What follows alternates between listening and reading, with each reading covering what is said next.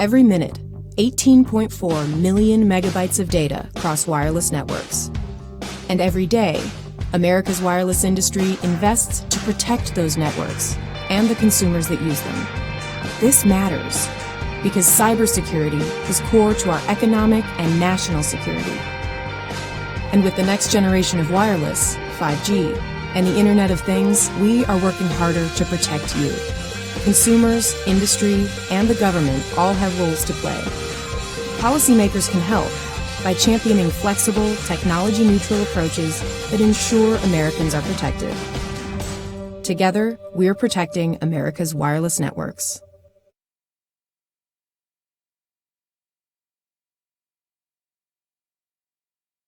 Good morning, everyone.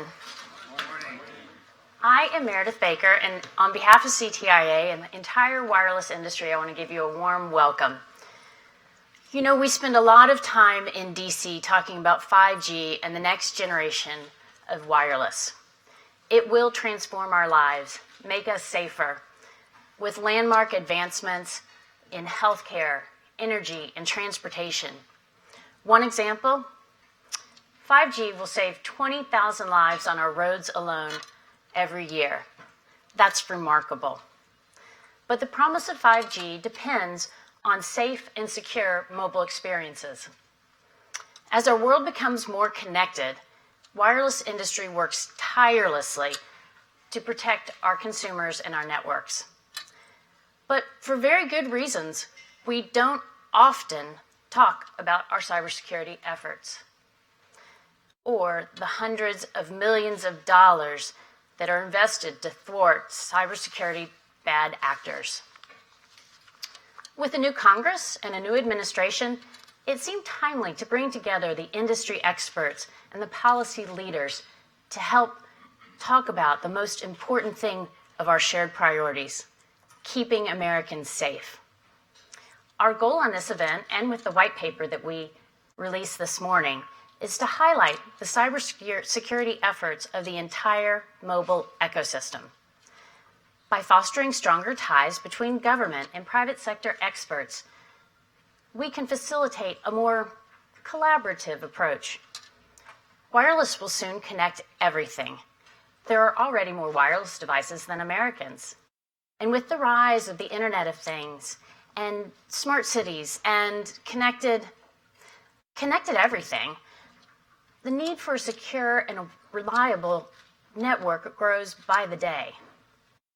I'm confident that the wireless industry is up for the challenge because we have a culture and a track record of constant innovation. We can all easily recognize how wireless service improves every year in speed and capability. Think about the basic analog voice service in your first G to today's state-of-the-art 4G LTE networks. The thing you don't see is the impressive cybersecurity leaps that we make. Each new generation brings significant enhancements to the security of your network, your device, and your experience. So 5G will be no different, and I'm excited that the leading industry voices are here today to talk about what's next. But keeping us safe is not something that our industry can do alone. Everyone has a role to play. First, consumers can help secure their wireless experience. It is incumbent upon us to help empower them with both the tools and the education to protect their own mobile experience. I'm proud to report that consumers' use of wireless security features continues to rise year to year. 5 years ago, only 50% of Americans used the security tools on their smartphone. Today, that number is nearly 80%. More than 3/4 of Americans run software updates regularly on their smartphones. We have more work to do, and we are committed to making sure that our consumers do more. The other key partner is government, and I stress the word partner.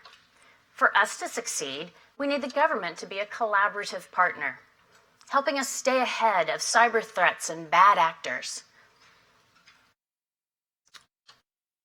The NIST framework remains a sound approach and one that pays dividends. I'm encouraged that the new administration and Congress are stressing better ways to share information and collaborate.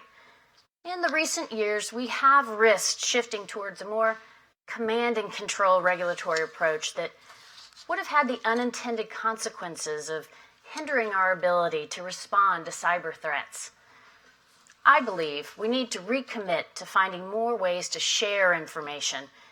This is key, with full and appropriate liability protections for all players to do the right thing.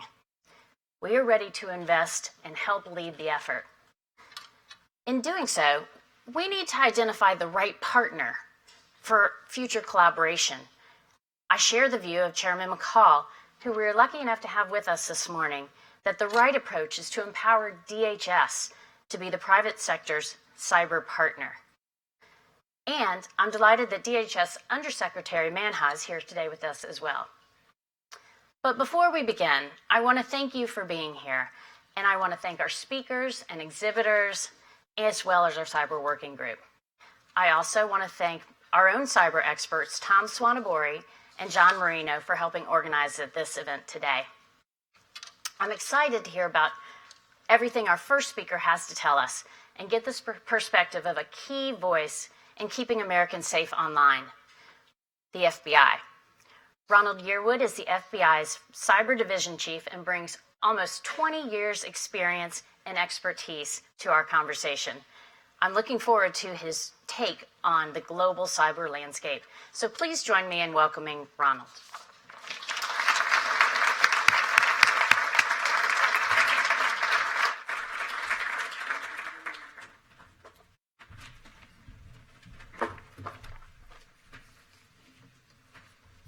Good morning, everyone. Thank you for inviting us to provide some comments at the opening of the 2017 CTIA Cybersecurity Summit. We greatly appreciate this opportunity to speak with you today. It's truly an honor and a privilege to be here at the intersection of innovation and the inception of wireless evolution. In these few minutes that we share this morning, I'd like to impart upon you a few specific thoughts on areas of interest I think that we all share. So I'll talk briefly about wireless growth and vulnerabilities, the cybersecurity landscape, FBI efforts in this space, and then the future of security in this space. So just as a quick note, all of the comments that I make are the opinions of Ron Yearwood. This is not an official statement on behalf of the FBI. These are all off-the-record comments, but I just wanted to get that out of the way. So wireless technology is an exceptionally timely topic in the cyber arena. The explosion of advancement and digital expansion in our global society is nothing short of revolutionary. In studying the CTIA website, there are some statistics I wanted to use to highlight this. 377.9 million wireless subscriber connections or active devices on the net. 49.3% of U.S. households are wireless only, having no direct connection back into the network. 93% of Americans have 4 or more wireless provider choices. Between 2005 and 2013, the cost per megabyte of data decreased by 99%. And data usage growth from 2013 to 2015 went from 3.2 trillion megabytes to 9.65 trillion megabytes. And there's an expectation that there will be 1.5 billion Internet of Things devices in use by 2022. The wireless propagation has saturated our personal and professional lives, embedding mobile technology in previously untapped areas while providing for the inauguration of a new category of advancement called the Internet of Things. Paired with the with the advent of lightning-fast 5G network speeds, the future truly lies in the stars. These groundbreaking advancements in technology generate palpable energy, driving the innovation and inspiration of new generations of technologists. And what an invigorating place to be at this summit, and how exciting it is for all of us to be alive during this time, this dynamic period of human history and digital advancement. However, to truly leverage and exploit the extraordinary potential of wireless technology development, we must also discuss security. For with each and every advancement, new security threats arise to challenge our efforts. Regardless of the noble intentions of developers, individuals who would use these emerging technologies for nefarious purposes, nefarious intent, are equally as steeped in the expertise we would use to advance our ambitions. Security is not always built into the infrastructure, facilitating our advancing mobile technology. Although proximity limitations remain a challenge for our adversaries, for the adversaries of safe wireless development, a number of instances have recently been noted where this challenge was surpassed, prompting heightened awareness of physical security requirements. As we have participated in and been witness to the vibrant developments in wireless technology, so have we been spectators in the multiple stories documenting vulnerabilities and their exploitation. In one such instance, a spoofed radio signal was used to activate 156 emergency sirens in Texas. Separately, a Jewish teenager was recently arrested for making bomb threats to Jewish institutions in the United States, wherein one of the methods that he used to obfuscate his activity was the hacking of a Wi-Fi network. And just yesterday in my reading, a vulnerability was identified and patched by Hyundai, where an insecure Wi-Fi connection could be used and leveraged and exploited to capture account credentials, facilitating potential malicious actors' location of the vehicle, unlocking of the doors, and even remote start of the engine. This same article noted that in 2015, Chrysler also identified a vulnerability in their infotainment system, which allowed attackers to remotely take control of vehicle steering and braking. And the FBI has published a number of different private industry notes and flash messages, public service announcements, talking about and highlighting different facets of some of these same threats. Unmanned aerial vehicles, infrastructure automation, and even now the flying car, as noted in the New York Times article of 2 days ago, advancements and the associated threats that come with them continue to build on each other and catapult us into the future. In this future, as we become more and more globally connected by the growing number of mobile devices in all sectors of our lives and faster, more robust 5G networks prepare to come online, the potential attack plane increases with an alarming acceleration. Our generation faces an incessant global cyber threat. As our best and brightest minds engage in technological wizardry, leapfrogging one advancement after another, their counterparts not only keep pace, but frequently generate compromise opportunities on a scale of speed, volume, and breadth far too challenging for any one private organization, institution to overcome. Recognizing the truth that the good guys, and that's all of us in this room, have to think out of the box and generate new strategies to successfully overcome the relentless flood of potential attack vectors employed by actors with nefarious intent. The expansive nature of this perpetual threat demonstrates not only continued growth, but adept evolution, resulting in a continually changing battlefield. A whole-of-nation approach is required to succeed under these circumstances. Actors who seek to identify, develop, and exploit digital vulnerabilities come in many shapes and sizes. There are nation-states who are growing more sophisticated and more aggressive in their intrusion activities as they look for opportunities to exercise information from the networks, our networks, and the networks of their adversaries. International and multinational organized groups working to steal information to make money via complicated criminal schemes or simply by selling the data to the highest bidder. Ransomware specialists who extort victims by holding their data and or their system access hostage. Hacktivists and terrorists who utilize network intrusion tactics to promote a political, philosophical, or ideological message or agenda.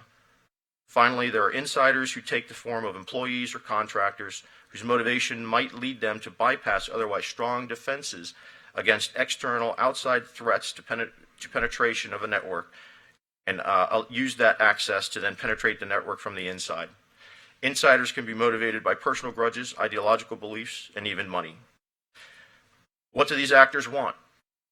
The following two statistics highlight some of the primary drivers of risk faced by corporate America. In the 2016 DBIR report, there was an approximation of 89% of breaches that had a financial or espionage motivation behind the breaches. And then 90% of cyber espionage breaches captured trade secrets or proprietary data. So financial gain is still one of the most powerful motivators of actors in cyber intrusions. but it's not the only one, and certainly not the most concerning. Information, access, and advantage. The attacks we are describing impact not just the victim's infrastructure, they harm our employees, they harm our customers, our reputation, our economy, our sense of security, and our basic freedoms we are so accustomed to in this great country. These intangible costs manifest themselves in the suffering of victims. Even the concept of data theft is no longer a simple equation of monetizing the contraband. We now focus on corruption of data, denial of access to data that could potentially lead to inaccurate hospital records or the inability to access those hospital records. In prior years, an intrusion may be embarrassing. In the environment we find ourselves in today, an intrusion has the ability to be a catastrophic event, shutting a business down. How do these actors ply their trade? Many vulnerabilities are available for hackers to exploit. However, human beings are still one of the most frequent vulnerabilities. Through social engineering, actors gain access to legitimate credentials, which they then can use to elevate privileges within an establish a persistence on a network. Convincing someone to divulge critical access information on a social networking website, representing themselves as a trusted friend, colleague, or associate, and even recruiting a disgruntled employee or a person with access in the hopes of making money on the side. Humans remain one of the weakest links in our defense. Again, studies have shown 63% of confirmed data breaches involve weak, default, or stolen passwords. So we must invest in training and preparing our workforce to better prepare them to combat these threats. No locale, industry, or organization is bulletproof when it comes to compromise of data. There are things we can do to prepare for and mitigate against the threat. There are many lists of best practices out there. I'll touch on a few things that are important. Update and patch our systems. The weakest link theory is prevalent in cybersecurity. If your system was vulnerable a year ago and you haven't patched that vulnerability, then it's still vulnerable today. Statistically, patching the 10 or fewer known vulnerabilities, and this depends on the study that you look at as to how many there are, the 10 or fewer known vulnerabilities will mitigate nearly 85% of exploit traffic. Build security into your network architecture. Segregate critical corporate functions behind layers of additional defensive and preventive measures, protecting them from outward-facing services. Establish and maintain redundancy in our networks, refreshing backups on a regular basis. Secure our users. Minimize remote access. Establish strong authentication and monitor the access. Secure our network activity. Establish a baseline for acceptable use on the network, and then whitelist services and applications to ensure compliance. Use encryption appropriately to harden data exploitation, even if it is stolen. Most importantly, educate your staff regarding the threats and risks that they face to build the strongest human shield possible. Also, sharing information amongst corporate and government partners to fully identify actor tradecraft is a hallmark of solid risk reduction. We can't stop every attack, but we can, with collaboration, we can reduce the available attack plane. And the FBI has an active role in that. Finally, having a response plan and a mitigation plan, practicing that response and mitigation plan, and establishing strong contacts with your local FBI partners in your geographic region well in advance of an incident. So what are we doing? What are we in the FBI doing? Recognizing cyber actors have no boundaries, we've restructured how we assign cyber work in the FBI. We have established a better capability to leverage the expertise and the cyber capabilities, the most capable resources that we have against the most significant threats. We have created quick response teams distributed throughout the country who are capable of traveling around the world on a moment's notice to physically be present at the site of a significant intrusion, even at an intrusion event when necessary. We are forward deploying technically proficient, technically capable investigators around the globe to better position themselves to work with our partners globally. And we are also working closer with partners in the federal, state, and municipal agencies to better prepare all of us in our effort to respond. What is it that we need from you? What do we need from our partners? Talk to us and get to know us by integrating us into your response planning. To do all of these things, we need to collaborate. We need partnership. We all face challenges in this fight. Not a single one of us can accomplish this alone. With that in mind, we need to have an established relationship before an incident happens. This will enhance our ability to respond during time of an attack and assist victims with becoming whole again. You are the front lines in this fight. We need the suspicious information you observe via well-placed eyes and ears in those critical places, and this is crucial to success. So talk to your local FBI counterparts. We have a vested interest in protecting our engagement with any victim and every victim. We will work very hard to ensure that any information you provide to us is protected to avoid re-victimizing your company. We understand the concerns about competitive advantage, disrupting operations, and the liability that comes with a potential intrusion. We will work with any victim to the best of our ability to minimize the disruption to your business and employees. We will protect your privacy, and we will not share your sensitive data. We always provide you with the most accurate assessment of what we will do with your data to enable your risk-benefit decision-making process in determining what information that you can give us. So what does the future look like? We are working diligently to provide deterrence, to prevent attacks, and to better respond. By holding accountable those responsible for cybercrimes, we will work to change the actors' calculus when considering an attack on an American network. Through indictment, prosecution, sanctions, or publicity, we are working hard to make sure the people on the other end of the keyboards know that if you target our citizens or an American company, you will pay a price. We are continually working to get better in our fight against cyber threats. As part of this fight, we need to be more predictive and less reactive, building better relationships and establishing more collaboration, facilitating effective information sharing and alliance building, and refining best practices. All of these are symbols of future success, and the FBI will continue to develop in each of these areas.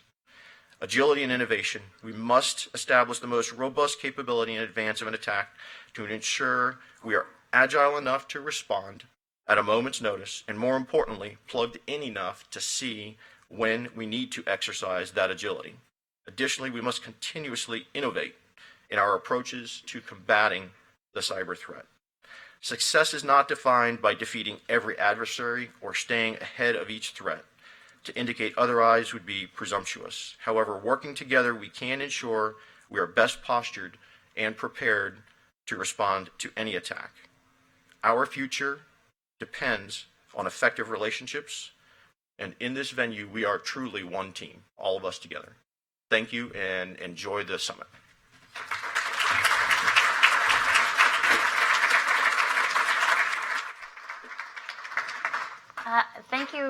Thank you, Ron, our new friend and collaborative partner. We appreciate you being here. I have a treat for you next. I am delighted to tell you that Bill O'Hearn has joined us this morning. As Senior Vice President and Chief Strategy Officer of AT&T, Bill heads up an impressive team of security specialists who protect AT&T's vast networks and their consumers around the clock. He has championed AT&T's transition to new innovative security platforms, and we are fortunate that he's here to share his thoughts on the evolution of network security. Bill's going to give a few remarks, and then he's going to join me by the fire over here, and we're going to have a little chat. Thank you. All right, thanks. They don't let me out of the guts of the network too often, so it's nice to be able to come here today. And Ron, great talk. A lot of good insights in there, and I think what I share with you is there is hope. All right, we think about physical warfare and armed forces, and when you think about physical warfare, you don't strap a helmet on grandpa and send him up on the roof to look for incoming, right? We've got the Army and the Navy, and you feel fairly protected. When you talk about cyber warfare, that's a different game, right? That falls upon all of us. And so collaboration here in this community is really key. And what I thought I'd do today is just take a few minutes to tell you a little bit about the evolution of technology, but what needs to change for security to follow that and be embedded in it. Because I think that's really key. That's the difference here. When we talk about where we've been to where we're going, you really have to understand that the way we did things in the past are not going to fit with these new technologies. When we talk about 5G and IoT, you have to take a different architecture and a different approach. So I want to share with you a little bit at a high level about what we're doing. So let's start with where we were. To try to keep this fairly simple, if you look at the slide here, on the left-hand side, think of those as objects that connect to the network. Traditionally, it's smartphones and tablets connect to a network, and then they reach something on the other side. In this view, I'm kind of showing our 3G, 4G LTE network. And the way we protect that is how you might think about it, kind of in a legacy approach. A big perimeter around it, we have authentication, we do a lot of threat analytics. The shift now is when we start to move into virtualization. And software-defined networking. This is really key. If you don't understand where software-defined networking is going, you have to get up to speed on it. This is a unique opportunity. If you think about security, the internet grew up really quick, and security was always running after it, trying to catch up.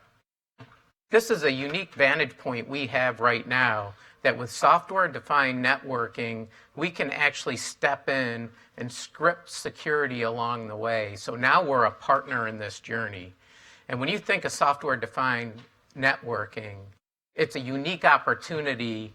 And I will tell you right now, because I live it every day and how we virtualize the network, that this is a more secure approach than the legacy environments. So when you hear the word software-defined networking, don't think less security, think the exact opposite. It provides us opportunity to get in, to scale, drive strong authentication, get visibility into data that we can never see before, because on the back end, through virtualization, we're driving micro perimeters. And when you think about virtualization, what does that really mean? Typically, in an element, you'll have software and hardware, and they're typically bundled together in an appliance. And what we're doing is we're breaking those two things apart. The valuable piece is the software.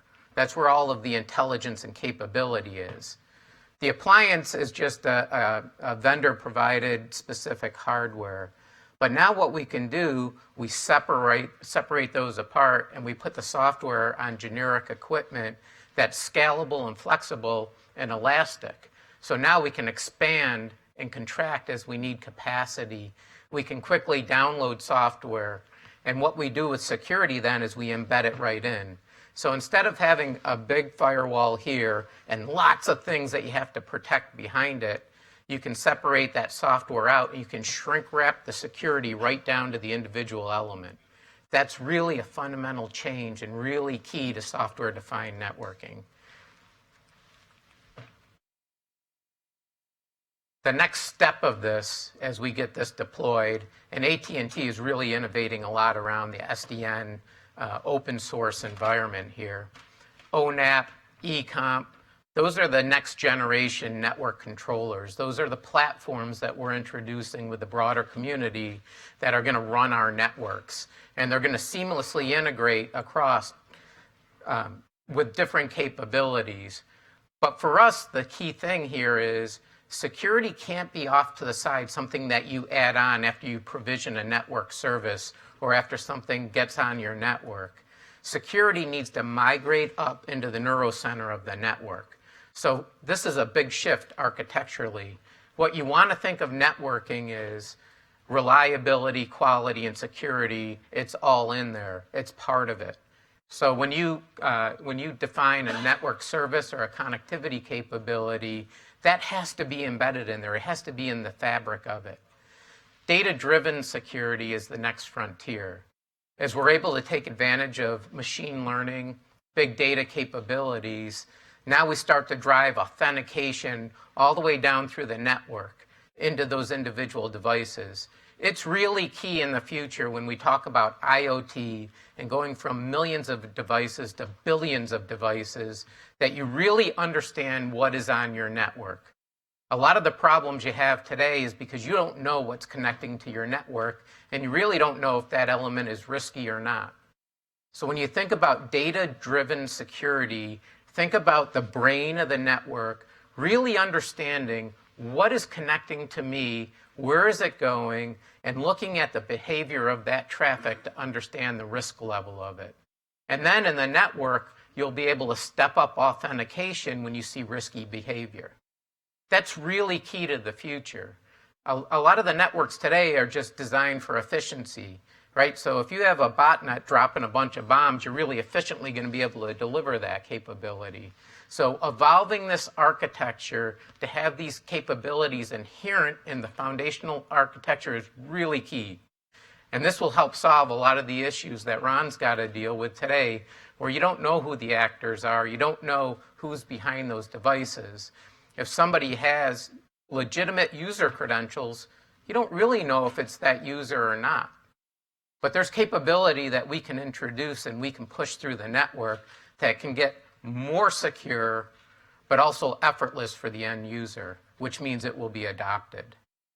So I think, it's really key as we look at where we're headed into the 5G space, because now the speeds and the capability, whether it's connected cars, connected devices, entertainment services, everything that we're going to drive with 5G is really key to this foundational software-defined architecture.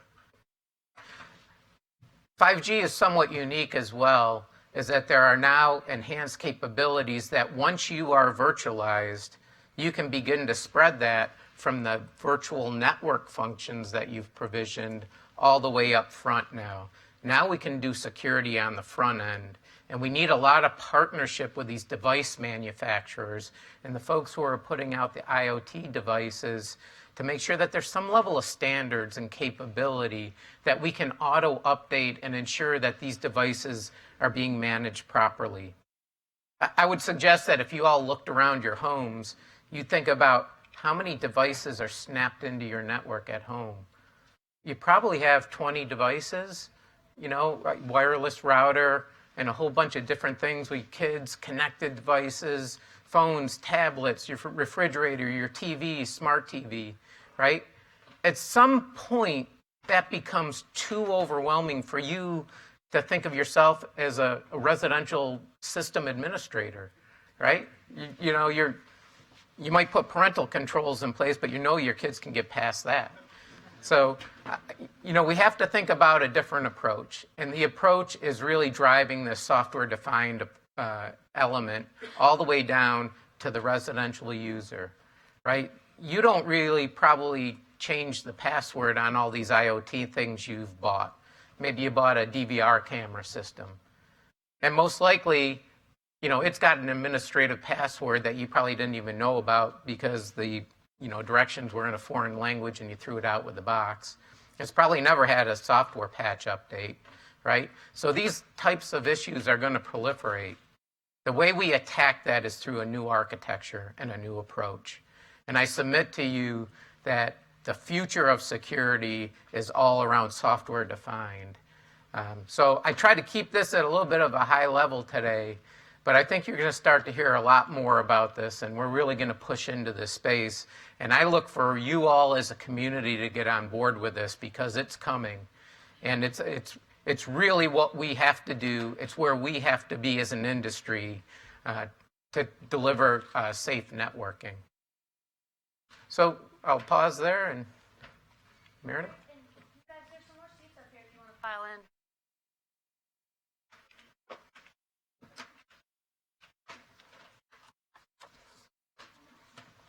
That was great. Thank you so much, Bill. Sure, I really appreciate it, and so do we all. Both high level, interesting, and understandable. So we'll see how we do now.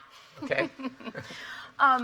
You touched on this. This is just one of my questions I always want to ask. You've touched on this, but as someone who runs really one of the most sophisticated and largest networks, what is a typical day like in an AT&T operations center, or is there a typical day? So no 2 days are the same, but you think about the vantage point that we have running global IP backbones. And that vantage point, the visibility that we have there is like no other. We see everything. So we don't sit at the endpoint and only see what hits us.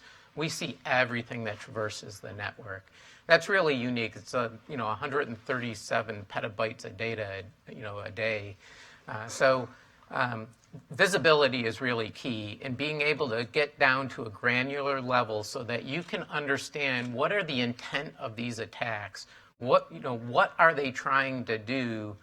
And to be honest with you, when you think about attacks and you think about software, malware, botnets, right? The people who write that software have to go out and test it. They got to make sure it works, right? So you have a unique capability to be able to see that testing activity. So when you talk about predictive security or threat intelligence, really what we're looking for is, what's that probing, what's that testing that's going on that's going to allow us to get more information about who the actor is, what their intent is, and what can we do to put in place protections. Okay, interesting. Here's a question that I think is going to be ripe as we move forward in the next generation of networks. You focused on delivering a reliable and secure wireless service. Ron touched on this too with the Wi-Fi and the Hyundai incident. What role does LTE play, and what are the security benefits that jump out? Yeah, so I think LTE, going to 3G, 4G from 2G, strong authentication is the key there. That's really been just a tremendous jump up in the capability. So you think about encryption and strong authentication. To me, those were the two biggest benefits that we got out of that. Thinking about how you architect and deploy that, and then pushing out into 5G, I think are really critical components that we need as a community to work through. But to me, that was the number one benefit that we got out of it. Okay, so since you mentioned it, what are the benefits we can look forward to in 5G? 5G is going to have a lot of capability, but the first and foremost benefit you have right now is we can influence it. Right? So it's not being rolled out and then we're going to run up and take a look and discover, ooh, this baby's kind of ugly. We're right here, so we can shop for the groceries and make sure it looks good when it grows up. So to me, having input on the requirements, driving a lot of the architecture and the design around it, I think that's our unique capability as we push into it. So you touched on this with the digital camera and everything connected to the Wi-Fi, but can you talk a little bit about how our networks will safeguard the Internet of Things? And I know this is something that a lot of us are focused on here in Washington on the Internet of Things and how we can safeguard it. So let's give us some hints and talk to us about that a bit. Yeah, so I mentioned the Internet of Things, and I think the challenge there is that there are really no standards for these devices that you're snapping in, right? And I'm not talking about regulation. I'm talking about standards. Think about this. You go to the store and you buy a light bulb, and you bring it home and you want to screw it into a lamp, right? Today, you're pretty confident that that thing's not going to catch on fire. You have Underwriters Laboratories, right? It's a standard. You see it stamped on almost everything. That's not true with Internet of Things. You can go buy something, it's been through no standards. You don't know what the heck you're snapping into your network. And we're snapping everything in, right? So I think as you think about IoT, it's probably not incumbent on any one piece of the networking industry, but I do think that we need to think about standards. And we've been trying to put together some alliances to think a little bit more about, should there be some level of testing? Should we say that if it's an IoT device, should it have an administrative password or not? Should it be patched? What are the standards? It's come so quick. We really need to think about it. We see botnets, the Mirai botnet growing up today, out of IoT devices, just because, consumers just don't really understand the security aspect of it. So education, awareness, standards, the different communities coming together, I think that's really important. And you guys have been great in helping to coordinate that activity for us. Well, thanks. We've been thinking about it a lot too, whether there needs to be certification or something like that. So we'll continue to look into it and look to input from all of you on that. I have to ask you what tools you use personally to combat cyber threats. So at What should we all be doing? Unplugged? No. No. I think it's best practices, and Ron talked a lot about it, right? So I think there are some simple things that we can all do. Reuse of passwords is a big issue, right? We probably all have 1, that 2, 3, 4. Weak passwords, reuse of them. You think at home, right? And you probably all have that desk drawer where you pull out and you got a big sheet with all your passwords written on it. Nobody does that, right? But a lot of times you're reusing passwords just because it's easy to remember if you reuse it. But you think about now you're reusing it for a retailer, for your banking or, shopping, whatever. But then you get a breach and your password's out there and you've reused it everywhere, right? So that's opening people up. I think what we've got to look at is a different method of authentication, and I think the networks can play a big role in that. So I think there is a strong authentication that can leverage biometrics, it can leverage network components and things that we see in the network to help deliver new capability around authentication that's really key. I think simply getting that capability out there is going to help greatly. And, I think of when Apple introduced the passcode, when you had to punch a long number in, it got maybe 15% adoption. When they introduced the thumbprint, it went to 85%. So an effortless experience, more secure, those are the ingredients that need to come together. I know at AT&T, we're doing a lot of work around that. We're going to be delivering some capability to the marketplace. But I think we collectively need to all be on board with that. Yes, when my godson, when the finger passcode came on, of course my friend was taking a nap and he just kept taking her finger to the phone trying to get that thumbprint on there to use her phone. So that's important. If I had your job, I would never sleep. So I have to say, what terrifies you the most? And because I'm optimistic, what do you see as the most? What are you most excited about? I have to be honest. I'm not really terrified about anything. I think the capabilities that we have in place today are really good capabilities. What excites me is looking out to the future and what I think we can build into the networks and to the next generation. Playing defense is really hard. It never gets enough credit, right? The offensive guys always get the headlines, right? The quarterback's always getting interviewed after the game. But the guys on the line doing the heavy lifting, I think that's where it plays. So, when I get back and I get down in the trenches, that's where we do our work. And I think that's really important. And right now I see a unique opportunity in the industry for us to have a big influence there. That is what excites me. That's a great answer.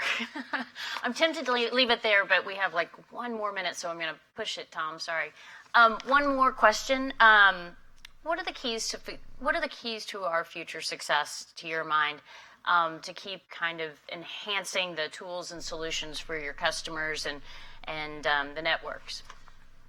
I would say collaboration is really key, right? And I do believe there's a lot of misinformation out there. There's a lot of things that get a lot of press that you just, I open it up, I'm like, oh, come on, really, right? But I think, so getting the right information out, working across the industries and the partnerships, as that continues to grow, I think we can get the right message out there here in DC, across the industry groups, setting the standards and driving technology. I think that's where we're headed. Guys, let's give him a warm thank you. That was great. Appreciate it, Bill. Thank you.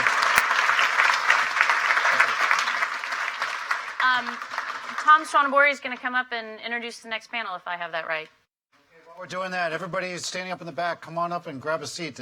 There's a bunch of open seats up front, so don't be shy. Come on up. Good morning. Welcome.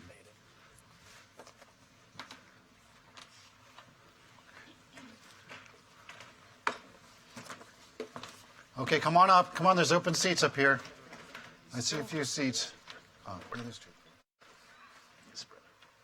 Thank you, Meredith. Thank you, Ron, and thank you, Bill. Appreciate your insights and your comments this morning.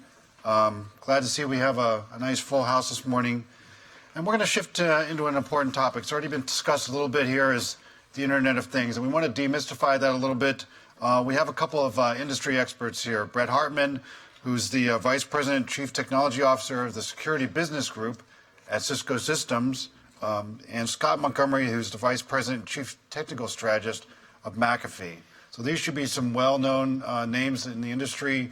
You should be familiar with these. And so I'd like to have you join me in welcoming them to the panel. You should probably hold your applause. You're not sure yet what we're going to say is valuable. Might scare you. Might scare you. All right. Valueless. You never know. We're going to talk about the Internet of Things a little bit. Before we get into the panel, I wanted to kind of introduce it. And this is one way to look at the Internet of Things, represented by McKinsey. So what is the Internet of Things? You know, before I think we called it, it became cool to talk about it as IoT. In the early days, those of you who came through the mobile industry, we called it M2M or machine to machine, but now it's cool to talk about basically anything that can be connected to the Internet. And I like to think about it in kind of two broad categories. One is consumers, and we're all consumers, right? So we all have those things that Bill and Ron mentioned are connected to the Internet. So we have, your computers, your tablets, but beyond that, you have your fitness devices, your car is connected. Lots of things are connected somehow. And then you've got all these new gadgets, right? Things like voice-activated devices that are being prevalent in your home, smart home devices, and you even have things that are just emerging like virtual reality and augmented reality that are going to help us with things as from gaming and entertainment, but also things with education. So I think you're going to see these become, they're going to cross over from our personal lives and consumer lives and into the education and business space. And then I like to think about verticals and enterprise. So then you have things that businesses are putting in place, whether it's smart cities, they're putting sensors in to monitor to improve traffic, to be able to expedite parking, to make things safer for us. We put out a couple of papers earlier this year to talk about how 5G and the IoT can benefit smart cities. These are some things that we have to be very concerned about as we think about, how do we secure these devices? How do we make sure that they're managed? How do we make sure that that their data is secure, right? So these are some of the things. We also have things like smart energy, right? Smart energy systems in the smart grid.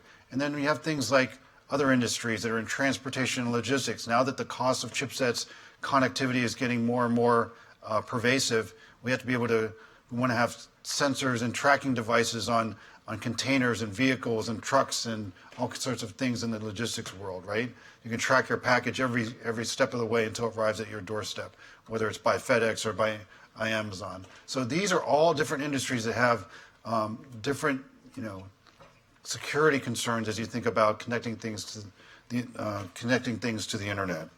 And of course, we have things like mHealth, which also require, we're going to have sensors for people to be able to take their blood pressure and vital signs and be able to remotely send them to a doctor or a nurse's station. And we also have things where we want to be able to do remote visits to a doctor. So we want to be able to have the safety and security of those kind of connections when we're talking with our physician or healthcare provider. So these are all the different kinds of things. I just want to put those in kind of two major different contexts. And so we can only have these kind of things if we have the right kind of security framework. And so these gentlemen are going to help us kind of understand what are some of the risks there and what are some of the tools and techniques and how are we looking at that as we go forward. So maybe Brett, Cisco's got a lot of things that are connected to the Internet, a lot of routers, a lot of Wi-Fi. Maybe talk a little bit about that connectivity and what kind of things are threats to kind of the Internet of Things. Yeah, so I think it's important, as you described, to distinguish between what we see kind of in the consumer space and what we see in the industrial space. as consumers, we see a lot of the expansion of devices, as you talked about. There's no question there's massive issues there, particularly around privacy. I mean, that to me is the main threat that we're dealing with, between privacy issues around denial of service and that sort of thing. I would say if we shift and think about the industrial space, we have to remember that, as you pointed out, the notion of devices in the industrial space has been around for a long, long time. In fact, operational systems, systems engineering has been around, in fact, far longer than computer science and IT, right? So those issues of how do we build factories and those sorts of systems. And in fact, the risks there are actually far more severe today. We're worried about things like things blowing up, people dying. I mean, the urgency there when we think about threats in that environment is really severe. And we do spend a lot of time with really all the verticals that you mentioned. And as you said, a lot of networking infrastructure goes into those environments. And every time we go through the exercises with companies in that area, we discover really alarming things, major vulnerabilities, whether it's in medical devices, clinical devices sitting in a hospital, whether it's in electric utilities and the concerns there in terms of smart grid, whether it's in industrial control systems and worried about plant floors and exactly what machines are getting installed there, whether it's in connected cars, right, which we're talking about. All of them have serious concerns and vulnerabilities. And to your point, part of the challenge is they're all different. They're all fragmented. There are no consistent approaches there. So yeah, big issues across all these. This is the gloom and doom part, I think. Yeah. I can add some gloom. Yeah, please do. Let's first thing to understand, Internet of Things is kind of a goofy term. There's not a lot of consistency between these devices. And let's go from the idiotic to the sublime. So at the Consumer Electronics Show, massive consumer show this year, Nokia and L'Oreal introduced a smart hairbrush that tells you whether you're brushing too hard, too long, not enough in one particular region of your head, and recommends different shampoo and conditioner products based on your texture. $200 US. Has anyone bought one yet? My daughter saw it. She said, "Oh no, this guy's like, I don't need it. My apologies. Let's not go there. We could have gone a different consumer device. That's I apologize. Right. We're not going to go there. My daughter said, "Where do we get one? Where do we get one?" Of course. So at the opposite end of the spectrum, ExxonMobil has released an enormous RFI through Lockheed Martin, billions and billions of dollars of opportunity, because, for instance, in the same kettle, they make kerosene and gasoline. Same kettle. The valve opens, stuff comes in, it gets heated, it gets stirred. Valve opens, stuff spills out. It's either kerosene or gasoline when it gets done. Valve open, valve shut. Has no idea what's in the pipe, has no idea what will be in the kettle, has no idea what the temperature will be. It has an IP address. Open, shut, open, shut, open, shut. However, to Brett's point, if that valve is open at the wrong time, you don't have kerosene or gasoline, you have an explosion. Yeah, what could possibly go wrong? What could possibly go wrong? Heat, stir, explosive content. If we go back to this, and if anybody works for McKinsey, I'm not endorsing it, but this is actually a really shrewd report, and it breaks down why people are adding internet connectivity to everything into two categories. Anybody read this report, McKinsey report? They break it into two categories. These are non-technical. Does anybody hazard a guess on what the two reasons people are adding internet connectivity to every device? What are the two reasons? They're not technical. Anybody? Speak up. I have Starbucks cards. What'd you say? Collecting user data. Collecting user data. To what end? What are they going to do with that user data? Sell it. So a top-line reason. Targeted marketing, increasing demand, targeted marketing to sell more goods and services or ancillary goods and services to the same customer. Increasing top line. Very good. I don't really have Starbucks cards. What was the other reason? Branding? No. What we just said top line was one major reason. What's the other one? Who said it? If I did have Starbucks cards, I would give you one. Reduced cost of maintenance. I can touch a device without having to send a technician to it. I can make an update. I can make a change. I reduce the cost of my overall economy for that device, reducing my bottom line. And that's why you're going to see every device, not a hairbrush, the valve, everything in the foundry, every device will wind up with these internet-enabled connections, because the manufacturers can either make more money or reduce their costs, period. And maybe just continuing to riff on that second theme around automation. There's actually no way to solve the problems, considering the scale of IoT, without that automation. Right. If you think about the number of devices and the number of administrators to manage those devices, it's impossible to do it without massive amounts of automation. We're talking about numbers. I think typically in an IT environment, typical company maybe have roughly 200 or so devices per system administrator. In the IoT world, it could go into millions per administrator. And of course, there's no way that any human being can manage that. And to extend that, the autonomous vehicle of tomorrow will have hundreds and hundreds and hundreds of IP addresses inside the car. Per car. So to the point then around back to security, with that automation, you better have some really good security controls, because if some bad guy, if some rogue can take advantage of those automated interfaces, really bad things happen. I totally agree. And let's break it into two camps. There's security, making sure the device can't be tampered with to alter its function. And this is sort of the Mirai botnet example. Yep. We took over CCTV cameras and their corresponding DVRs in order to use that computing power to knock off large swaths of the internet through their DNS provider. Okay? That's security. There's also privacy. If you're in your autonomous car, the intersection has to know while your car is slowing that your car needs to make a left through that intersection. It doesn't need to know that you're going to the dentist for a root canal or who your insurer is. But along the chain of the devices between your house and your drill at the dentist, there will be devices that know all of those parts. So guys, that's a great perspective. I think we've covered kind of the landscape, but let's bring it back to what we understand as consumers, because as consumers, we all have a lot of these devices connected to the internet, and some of you are familiar. Could tell the group here a little bit about what kinds of tools are we using today traditionally to help, because we do need tools, right, to help secure these devices and protect the information. What kind of tools are available today to consumers? Purely from the consumer realm. Start with the consumer side and kind of then we'll build towards the first thing. The first thing's policy, right? You have to make a decision when you buy something. Do I really need to connect this to the internet or not? You need to be making a policy decision in your house. How many people are streaming Netflix to their TV? Okay, that ship has sailed. If I told you you must stop doing that, you'd storm the castle. It's pitchforks and torches, right? But there will be devices that come into the home.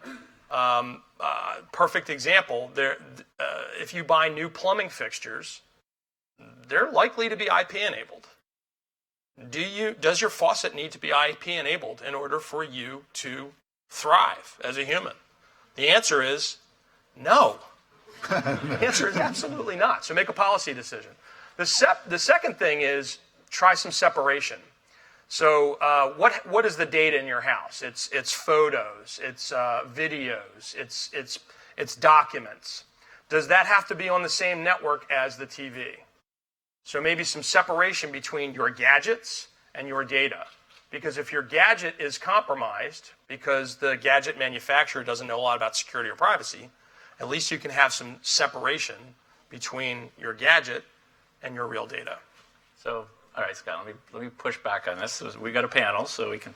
I mean, the concern I have with that in terms of policy is that in the consumer environment is the vast majority of consumers either don't care or don't know they should care. No, that's true. Right, and Bill actually talked about some of this in the previous talk. To me, expecting individual consumers to understand enough and define those policies, I'm very skeptical. And I would really argue that the much more effective way to do it is to get carriers or other service providers to do it on behalf of those consumers who they trust? Because how are we possibly going to do that if we were expecting? I would agree, but I also feel like at that point the consumer is going to be faced with the other Hobson's choice. The carrier says, we're not doing it pro bono publico. Good point. We're going to charge you for it. Are you going to pay another $9 so that we can secure your Internet of Things? And that's the other point. Nobody ever actually wants to pay. Sorry, Right. but necessarily for consumers wants to pay for security. So while I agree, 99% of us, this moron included, don't have the wherewithal to sort it out. Expecting some third-party working group to arrive and say, we're going to take care of it for you for nothing, that's a fool's errand too. So companies are going to like bills are securing the networks. And we're going to hear from Qualcomm about how we secure mobile devices. But what are the kinds of things we could do at home to help secure the networks? There's things that we hear about, but we don't really understand. Maybe firewalls, security gateways. What are the types of things that are available, or maybe should be available to consumers? And how do we help educate them that these are important things? I mean, Cisco, McAfee have different tools, your name brands out there, but people know, I think pretty much when you buy a laptop or a computer, you need to install security software. So we have some consumer awareness, but I think we need more. Do you guys agree? I'd abstract it up one layer. So two things. Number one, industry, both of us included, have made things way too complicated. And this is partly by design. If things are complicated, you need experts to help you configure them. The next generation of devices have to be easier to use. And the gentleman from AT&T pointed out something really, really important with respect to consumer use of devices, and that's biometrics. If people have an easier way to do two-factor authentication, they will.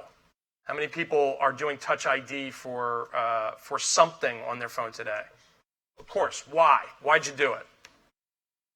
It's easy. Try entering in a PIN when you're driving. Try entering in a PIN. Well, that's illegal in the district, in Virginia, in Maryland. We don't do that. So you have to, but biometrics it has to be ubiquitous. It has to be simple. It has to be ubiquitous. And consumers will do it. If you say, look, would you add a microsecond of effort in order to protect your privacy 80% more? People, yeah, of course. Micro feels little.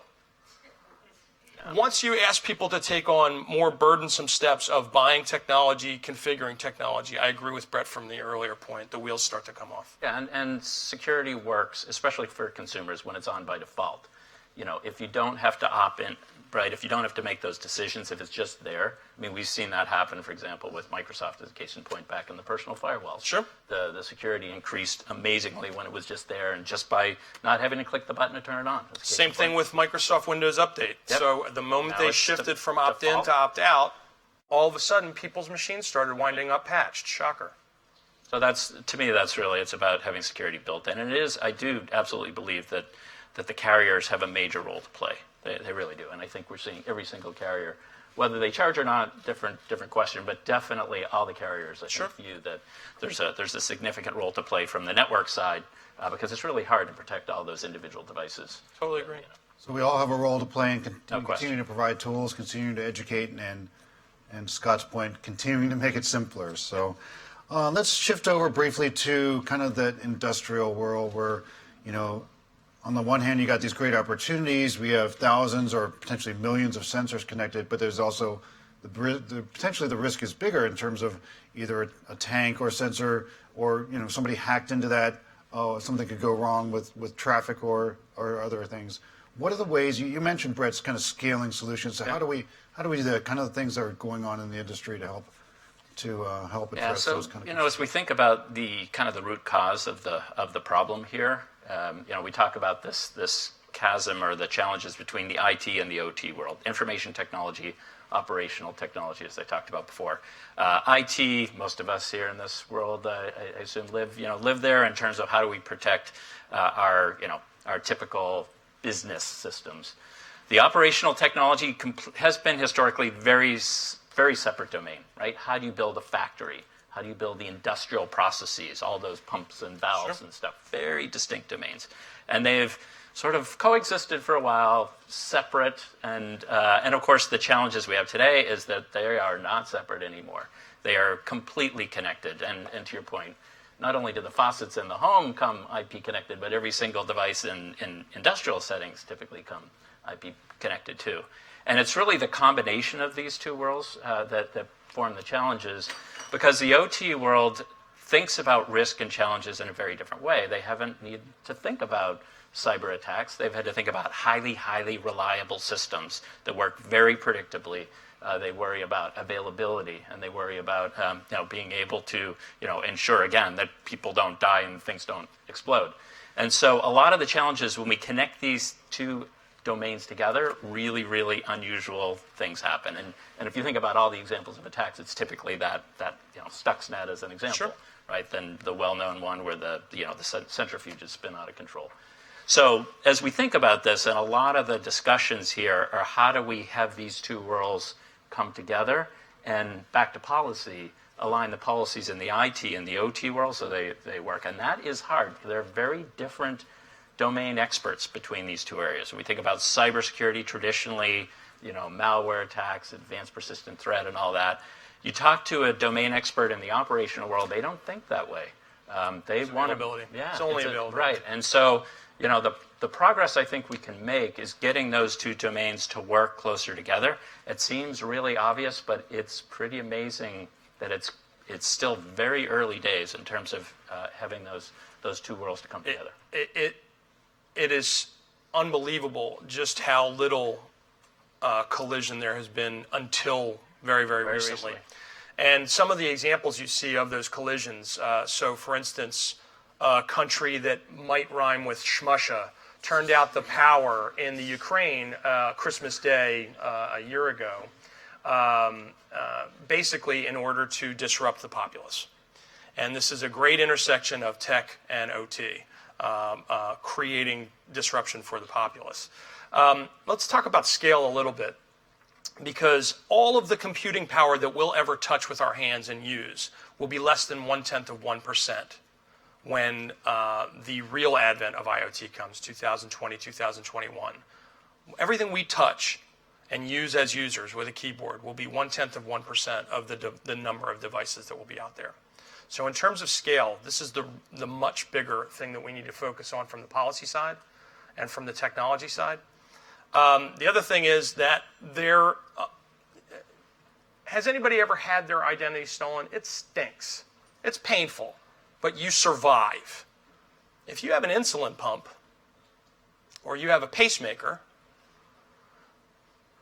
and your internet or RF connectivity is disrupted, you might not survive. And that is the difference between OT and IT. In a factory, there are literally conditions where workers are killed because of industrial accidents. And those will be because of IP enablement at some point.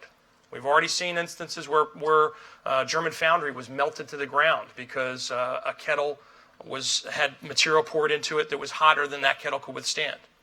It was an accident. So there is definitely a lot more life and limb potential. There's wellness. Everybody has the Fitbit on. That's a wellness issue. But in healthcare, there are literally life and limb issues. And those devices are IP enabled right now. So there has to be intense policy around those occasions where there's life and limb. And there has to be intense collaboration between what Brett calls the IT community, which is computers and servers, and the OT community, which is people who are running the factory floor, running the power distribution network. Just one other point, just because I know we're tight on time, to make it in this, especially for this audience, given we're in DC. I mean, these challenges, we naturally think about US-centric risks and challenges, but there really isn't any such thing. I mean, all of these are absolutely global, international challenges. The bits don't stop when they hit the US border. And, the threats are internationally, international challenges, and all these networks we're talking about are also global. So some of the challenges here are around how do we enable those standards and interoperability to work in a global setting, and I think those are some of the biggest issues. Totally agree. And to Brett's point, you're already seeing that in the IT realm around data sovereignty, with massive cloud providers like Amazon having to have specific data centers in Germany or Belgium or France because of the privacy regulations for citizens, for consumers. You're going to see the same kinds of policy challenges and regulatory challenges in the OT world as well. Absolutely. It's already starting. Thanks, gentlemen. I think, when I was listening to what you were saying, I think there's a lot of things here. We got technology, we've got tools, we've got education, a lot of collaboration. And I was thinking about the industrial applications you were talking about. We really need to make sure that the people that we're selling these solutions to are thinking, and we're thinking about how to make sure they're managed well, and that we know how to protect them as much as we can, and that they go in a fail-safe manner should something happen. So please join me in thanking Scott and Brett for coming to the panel and sharing their insights on IoT security.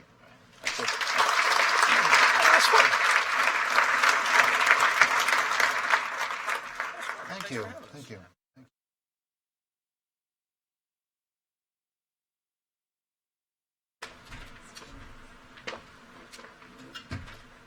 Good morning. I'm Tom Power. I'm General Counsel at CTIA and also Chair of the CTIA Smart Hairbrush Working Group.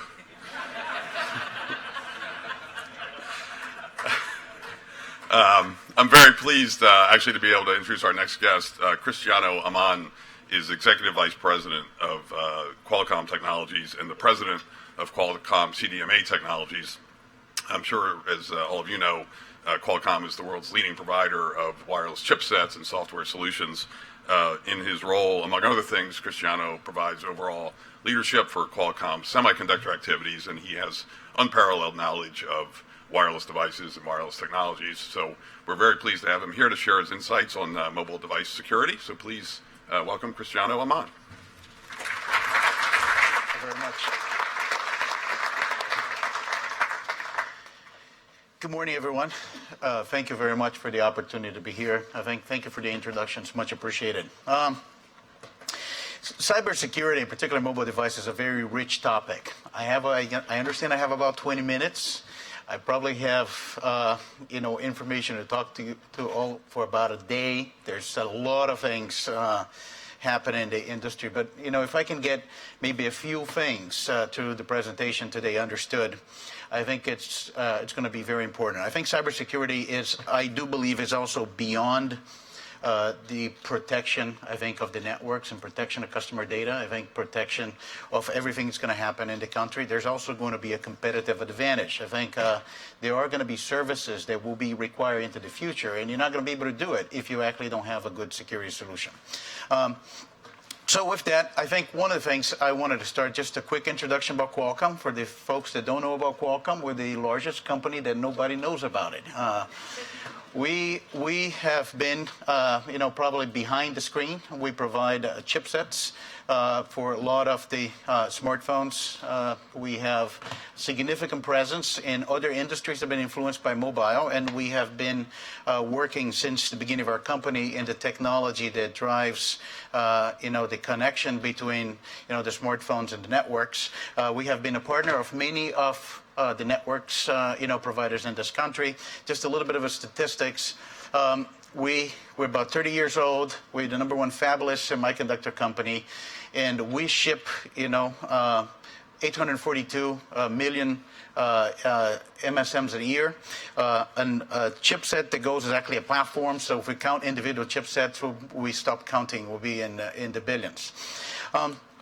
One of the things that we all see today with the smartphone is there are a large number of those devices. The smartphone today is the largest platform ever built by mankind. It's way bigger than PCs, way bigger than anything else. If you're an application developer, you develop an application on iOS, on Android, the amount of people you can reach is, it's so big. There's more smartphones right now than toothbrushes. That's the situation account. And we expect there's going to be 8.5 billion of those devices from this year to 2021. So if you look about the statistics, there's 7.5 billion people, And 57% of those individuals on the planet now have a portable computer in their hands. There's also all the consumer electronic information with them, and they're connected to the cloud. If I break down that statistic of 57%, United States is 75%, Russia 48%. So that's how you should think about it, how, that's the magnitude, and we only talking about people. I think I heard in the prior discussions, I think Scott made a lot of comments about going beyond people. We'll talk a little bit about that, but that's the order of magnitude. And why security, it's very important. If you look at smartphone at the center, the smartphone, if you think about the Japanese, and I use Japanese as an example, there's many other industry, but the consumer electronics industry of the 80s, the portable, music player, the Walkman, you have the video portable players, you have the entire camera industry that became digital camera. This is all the smartphone today. That's where the consumer electronic industry is. Most of the volume and technology for the entire consumer electronics, from camera, video, gaming, that's in the smartphone, which means the smartphone also has a lot of the data associated with that. So the consumer data, all of your personal content. So the way I'm describing this slide, you think about what the smartphone is doing and everything that is impacting around it. Productivity is another thing happening. I think people still buying PCs, but I think all of us, if you go and look at the amount of time you spend on your PC every year, you're still going to have them. But more and more, the devices become more capable for you to do productivity. So you actually have all of the productivity information. You have your email, your corporate email, all of your company data, and you have access to the network. So it become, an integral part of the network. And then you have, of course, all of your personal information. So if you think about it, it's because the platform is so powerful and became so large, it is not about one industry. It's about every other industry now sees the smartphone as the end of their network. If I am in the banking industry, I am connected to the smartphone. If I'm the healthcare industry, I'm connected to the smartphone. In the gaming industry, etc. So the platform is now in the hands of everyone. And every other industry has no choice, because we're becoming mobile, to extend their services. So security come at the very center of the whole discussion. And the good and the bad thing is, if you secure the smartphone, you actually can secure everybody else's industries as that end of the segment. Assuming somebody's going to do their good job on one end, on the cloud end, the smartphone being secure, you will provide an end-to-end security. You don't do a good job, that's the weakest link in the whole chain. So I think the way to think about it is, it is imperative to make sure that the smartphone is secure. I'll give you an example a little bit. Let me move because this is making noise. I'll give an example. Maybe I'll pick one industry in particular. I am in a board of directors of a retail bank. And one of the things that banks are dealing with right now is they have branches everywhere. And the baby boomers are going to go to the branch. Maybe some of the generation X and Y will go to the branch. Some of the generation Y and X don't go to the branch anymore. Millennials don't go to the branch. Centennials don't go to the branch. So what happened now is the banks are seeing that most of the growth on the interaction with a bank is through mobile. And that's the fastest growing. So I was having a discussion with the bank, and they say, look, when you're inside the bank, you have inside the bank, and they have a security guard, and you inside the branch, you identify yourself, and you're speaking with the branch manager that got access to your account, and you got a password. That's a very safe environment. You can talk about all the different bank products, your information, you can do a transaction. If the millennial doesn't go to the bank, or centennial doesn't go to the bank, that mobile bank app in his phone needs to be the branch. That's the branch. And you need to make sure that it's as safe and provide all the services you would like it to do in that application. Otherwise, you're not going to be competitive, because they're not going to go to the branch to your safe environment. So I think that's the magnitude of the importance of actually securing those devices. The other thing that is important to understand, and I think I tie into the prior discussion, is securing the device or securing the network are not isolated things. You have to secure every single endpoint, and you have to get to the lowest point of that you can actually anchor the security, and you get to as close as you can get to a fail-proof situation. So I think it is not enough to secure the cloud. It is not enough to secure the network, and it is not enough to secure the device. But you cannot have security without actually securing all of the endpoints, and I think that's how we think about it. But there's another topic which is that is worth talking about, which is you cannot bring security at the compromise of user experience, because people will actually don't want things to be more complicated. I think it was refreshing to see, I think Scott mentioned it in the prior presentation, you have to find a solution that you can do both. And that's why I mentioned about security is not only for protection, but also a competitive advantage requirement. Because you wanted the individual to feel safe, to be able to do what he needs to do with his information, because there is no way around it. Everything is going to the cloud. Everything is going to get connected, and you cannot anymore, avoid that trend. But you have to do it in a way that is acceptable, because if you make it too difficult. So for you to, and that's why I want to highlight that we have a goal. If we could focus on one simple goal, eliminate passwords completely. Eliminate the concept of a login and a password. And I will talk a little bit about how do we see that being possible. You can actually give an element of further security to all the systems while you make it very easy for the user. So rather than go to each one of those examples about all of the things we're doing to secure a device, if I go to that goal, which is if we can eliminate the password or minimize the use of a login and password, we can go a major step forward in dealing with security. So the way login and the password works, it's a proxy of yourself. So you have your login and we all have to memorize a bunch of those, and then machines can talk to each other because they have authorization from you. That's a proxy of you. So if you can validate a person, that person is you, without a doubt, that person is you.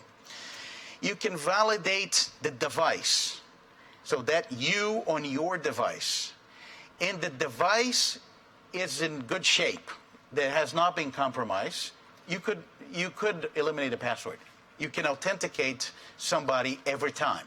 And I think the way to do this, you have to rely on a basket of technologies that we have available, and make sure that at the lowest point, and of course that's our view, because once you have security at the hardware level, it is very difficult for you to break it. I think the mobile industry has been dealing with this at some capacity with the concept of serial numbers that get put in every phone for the manufacturer to avoid cloning of phones. But I think we need to take this to the whole new level.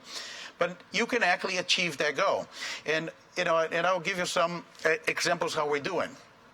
We've been building a number of technologies in the chip and at the hardware level, so we can actually extract information from the OS, from the application, and if that is compromised, you can maintain the integrity of the device or the information. The other thing that we're doing, and I'll give you some example as we go down the presentation, is we're spending a lot towards machine learning. I think for those that not familiar with machine learning, a very easy way to explain. Traditional programming, you have an input, you write a program, you have an output. Machine learning, you have an input, you have an output, then the computer writes the program. So by comparing what is acceptable behavior, if you do this, this is what I expect you to see, then the program, machine learning can actually predict what you're doing and verify if you have different behavior. That's very important for security.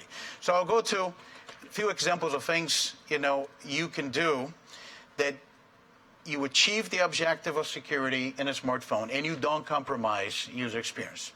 One is multi-factor authentication with biometrics. There are 3 different vectors actually we're developing in our chips in a secure environment, so the information gets stored at the hardware. And I think Control of what happens in the chip is very important. I think it's very important for the country. It's very important to understand, how you can actually preserve the integrity of each one of those solutions. So you get your fingerprint. Your fingerprint, I think everybody talk about Apple Touch ID. A very good projection is by 2020, we expect about 52% of every single smartphone will have fingerprint sensors. So that's very good because it can use biometrics. And fingerprint, there's a lot of things you can do to make it even more powerful. I'll tell you one of the things that we are doing. A lot of companies have been investing in a number of technologies for fingerprint. The most common one is you have a capacitive sensor. Qualcomm, we started a few years ago with ultrasound technology, the same ultrasound you use for medical ultrasound. With ultrasound, if you have dirt in your hands, I think if any of you had a medical ultrasound, there's gel that goes with it. In ultrasound, you can get the fingerprint, the ridges of the finger, with more precision. Inside the ridges, all of us have sweat pores. You can map the sweat pores. Then you can go deeper into the finger. And using things that you probably see when you get a medical ultrasound, we see blood flow on the arteries and the veins. Then we can map the arteries in the vein, mapping of that person. And then with all of those things, you can do this behind the glass, behind metal, because it's sonic waves. With all of those things, you can actually have very high reliability of fingerprint. Even with live finger detection, it's important also because a dead finger will still have fingerprints. The other one is iris and face recognition. So it's very easy to the user. Because of selfies, every phone has a front-facing camera. You see this on Microsoft Windows today. You can put this on the phones. And then the number one is voice print. We developed technology that is always listening, like OK Google or things like that, and you can actually map an individual voice pattern. So with multi-factor authentication, and a very easy thing to do for the consumer, you can actually identify that person without, a possible, very, very little ability to make a mistake. The other thing that you can do is location. Location is very important. You know where the person is at the time. And this is location is another thing with machine learning. The machine learning can know that, with all, anonymous with the protection of the customer information. But your phone is your phone. You know what you do. It will know, for example, that you use your credit card in such locations. And like I said, in machine learning, there's an understand of the ins and the outs. And then if everything is different, the phone is aware it's different. So where you are, it's you. You are in this location. And then the last part is your device is healthy. Your device has not been compromised, which means it is the device with the ID you expect it to have. It has that software version. It has information about the integrity of the software and is doing what it's supposed to do. This is another area that I think machine learning that we've been developing and doing all those things at chip level has been a key tool. Like a lot of applications today have a token that you get an SMS. You get an SMS to authenticate you. When you're doing an SMS or receive an SMS, there's an expectation that, if you type in an SMS, you touch the screen, you open the keypad. If the phone is sending an SMS in the background, it's not supposed to be doing it. So then machine learning will detect, that's, and it can actually stop a trend. So with that, I'm going to give you a few examples. There was one case study, is the malware Gooligan. So it has, basically installed into the phones, and when it gets installed into the phones, we'll get a hold of a lot of the consumer personal data. And I want you to go back to the very first slide that I presented, when you have the smartphone at the center and you have a number of industry that is now touching. Once you get access to the consumer data, you're not only accessing one particular thing like a credit card. Every single industry that will be connected to the mobile phone could be compromised. And if an application installed with you install an application and it has malware, malware, propagates to the contamination, you brought it in. You invited the vampire to your house. So the question is, how do you actually prevent that from happening? And one of the things we've been doing is putting the chipset at the center.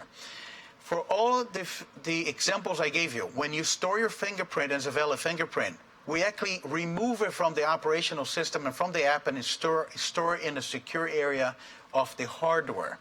Same thing with the GPS data, same thing with the audio, same thing with the camera for face recognition. And we even secured that link into the phone. Then you have your biometrics there, you have your location, the location and the biometrics as reliable information. You can use that to monitor pattern, and you actually be able to get the device secure. And I think I may go into, and the thing that is important in this whole discussion is I don't think this is a problem that is just us staring at the smartphone today. If you look at what's happening in the industry, mobile technology is going to a number of other industries just because you can't not compete with the scale of mobile. So mobile is going to automotive, connected car, a Snapdragon platform that we do. We have now designs in 12 of the top 20 car makers to do the infotainment and the dashboard based on a smartphone platform. The smartphone technology is going to wearable devices, is going to computing, is going to another other industries, is going to the medical industry.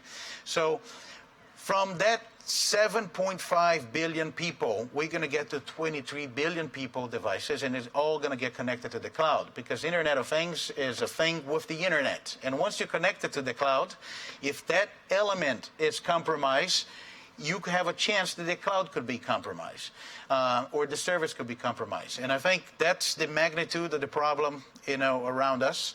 And I think I just wanted to show that it's possible for us to actually make this into a competitive advantage. I think, for the industry, a competitive advantage for the country, why we actually protect information, because, it's a one-way street. I think everything will be accessible from a mobile device, and securing the mobile device is going to be just requirement to be in business.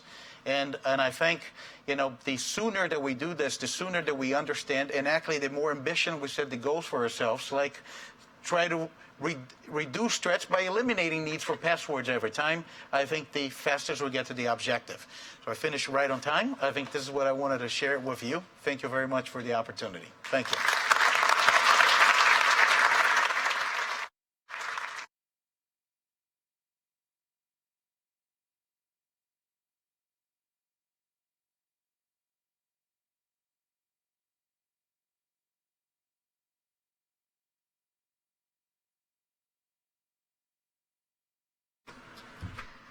Good morning, everybody. Nice to see all these faces in the room.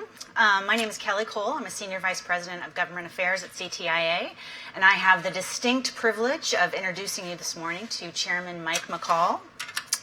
He is the Chairman of the House Homeland Security Committee.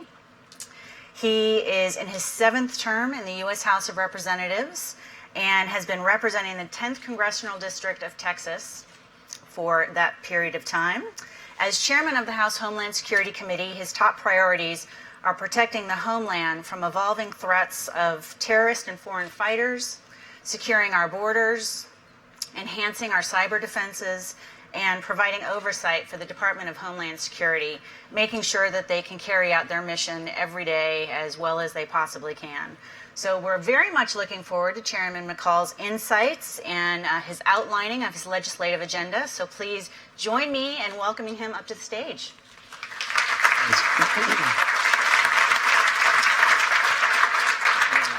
Yeah, you can sit down or stand, whatever makes sense. I have like 5 minutes to make remarks, and then I'll sit down. But thank you, Kelly. It's an honor to be here today in front of so many people who probably know more about this subject matter than I do, or any other member of Congress. But I had to say this is one of the most important issues that I see facing the nation, our national security.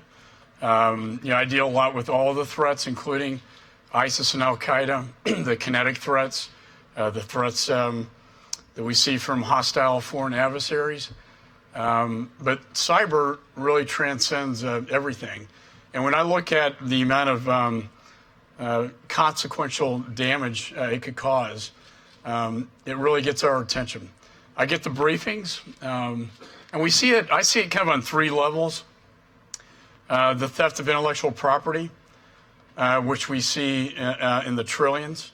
I think Keith Alexander said it was the largest transfer of human wealth in human history in the cyberspace. The other piece, espionage, we see this happen on a very, not daily basis, but very often. We saw the OPM breach, 20 million security clearances stolen from the federal government, including my own, probably many of you in the room, to cyber warfare.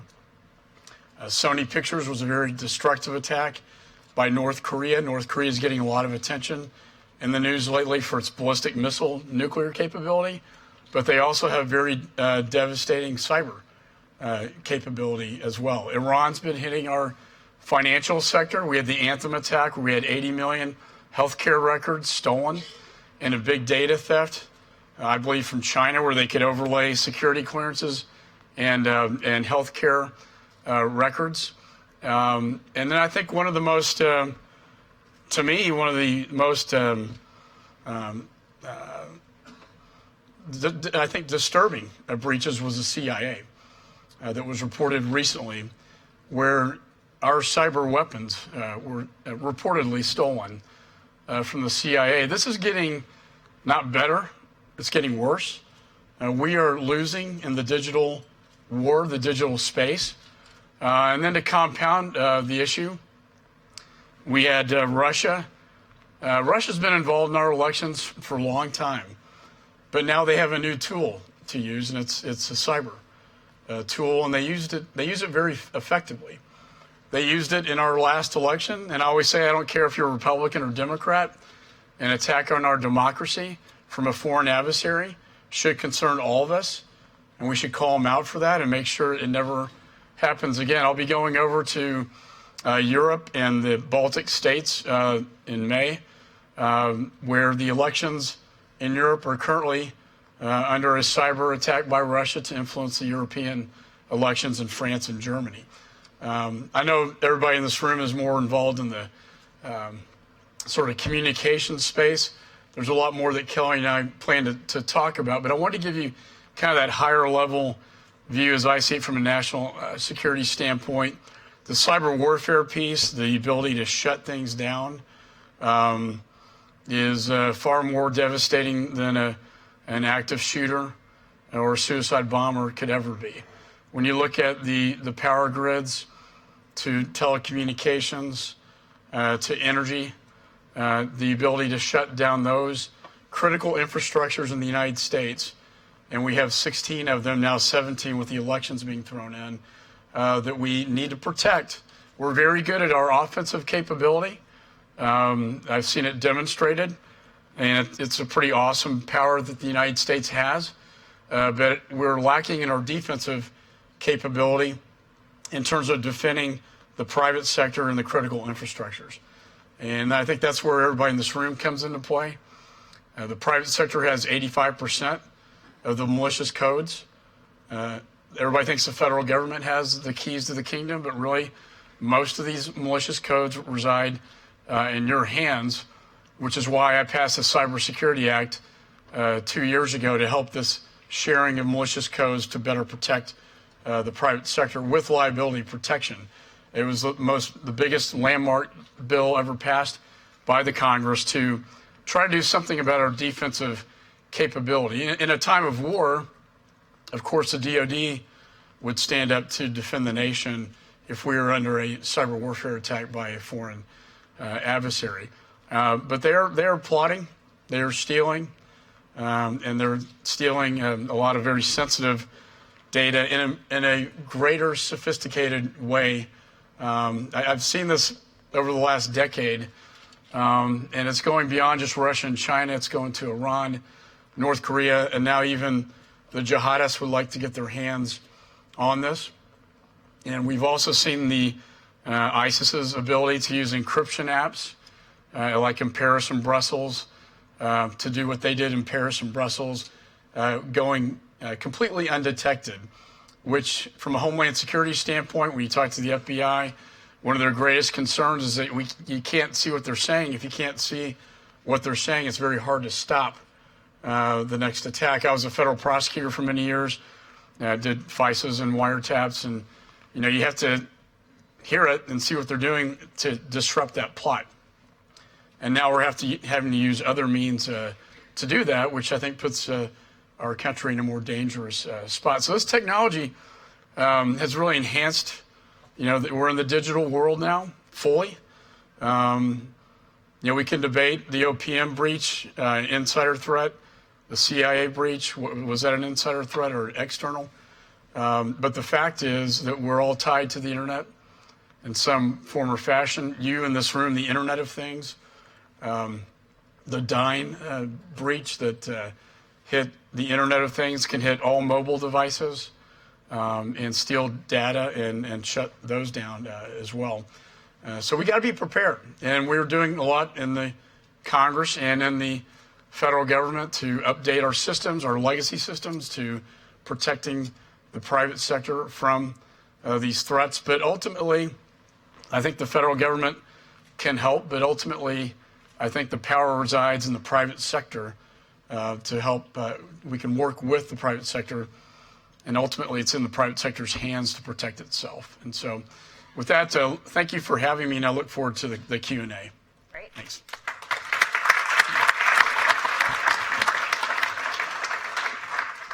Thank you for that. And I think something that you touched on actually during your remarks was this collaboration, frankly, between the private sector and government. And we very much appreciate sort of the acknowledgement that you believe that this is an important part of helping fight this cyber issue. So my question to you is, how can the government and the private sector continue to do more? What can the government do to make sure we are all doing more to fight cyber threats? Well, that bill we passed, I think, was significant because it provided liability protections. I think before we were trying to, it's a team sport. We get the DOD that does the offensive capability, stands up in a time of war. We got the FBI that does the investigative piece. Then we got Department of Homeland Security, the civilian interface to the private sector. We didn't, just like you have on the streets in the United States, the military policing, you have police officers. It's the same civilian. It was the same sort of concept that you need a civilian portal to the private sector. The missing piece was always the liability protection, because most companies would say, we can't share our malicious codes with other companies because we could get sued. We have a fiduciary duty. We don't want to expose a vulnerability. It can be done in a way where these are ones and zeros. These are not company names. And it also can be done with liability protection. Significantly, not just the portal from the federal government to the private sector and private to the government, but also private to private. That was something I pushed very hard for because I felt so much this resides in the private sector that if we gave the private sector the ability to do this with liability protection, then we can greater enhance our defense mechanisms and protect our networks in the private sector. This is kind of an experiment. So we have oversight. The capabilities are increasing at the department. And I think it's all going in a positive direction. One of my biggest priorities in this Congress will be to elevate their mission by creating a cybersecurity agency within the Department of Homeland Security. Right now, it's the NCIC, and it's under the MPPD. Not to get into a lot of acronyms there.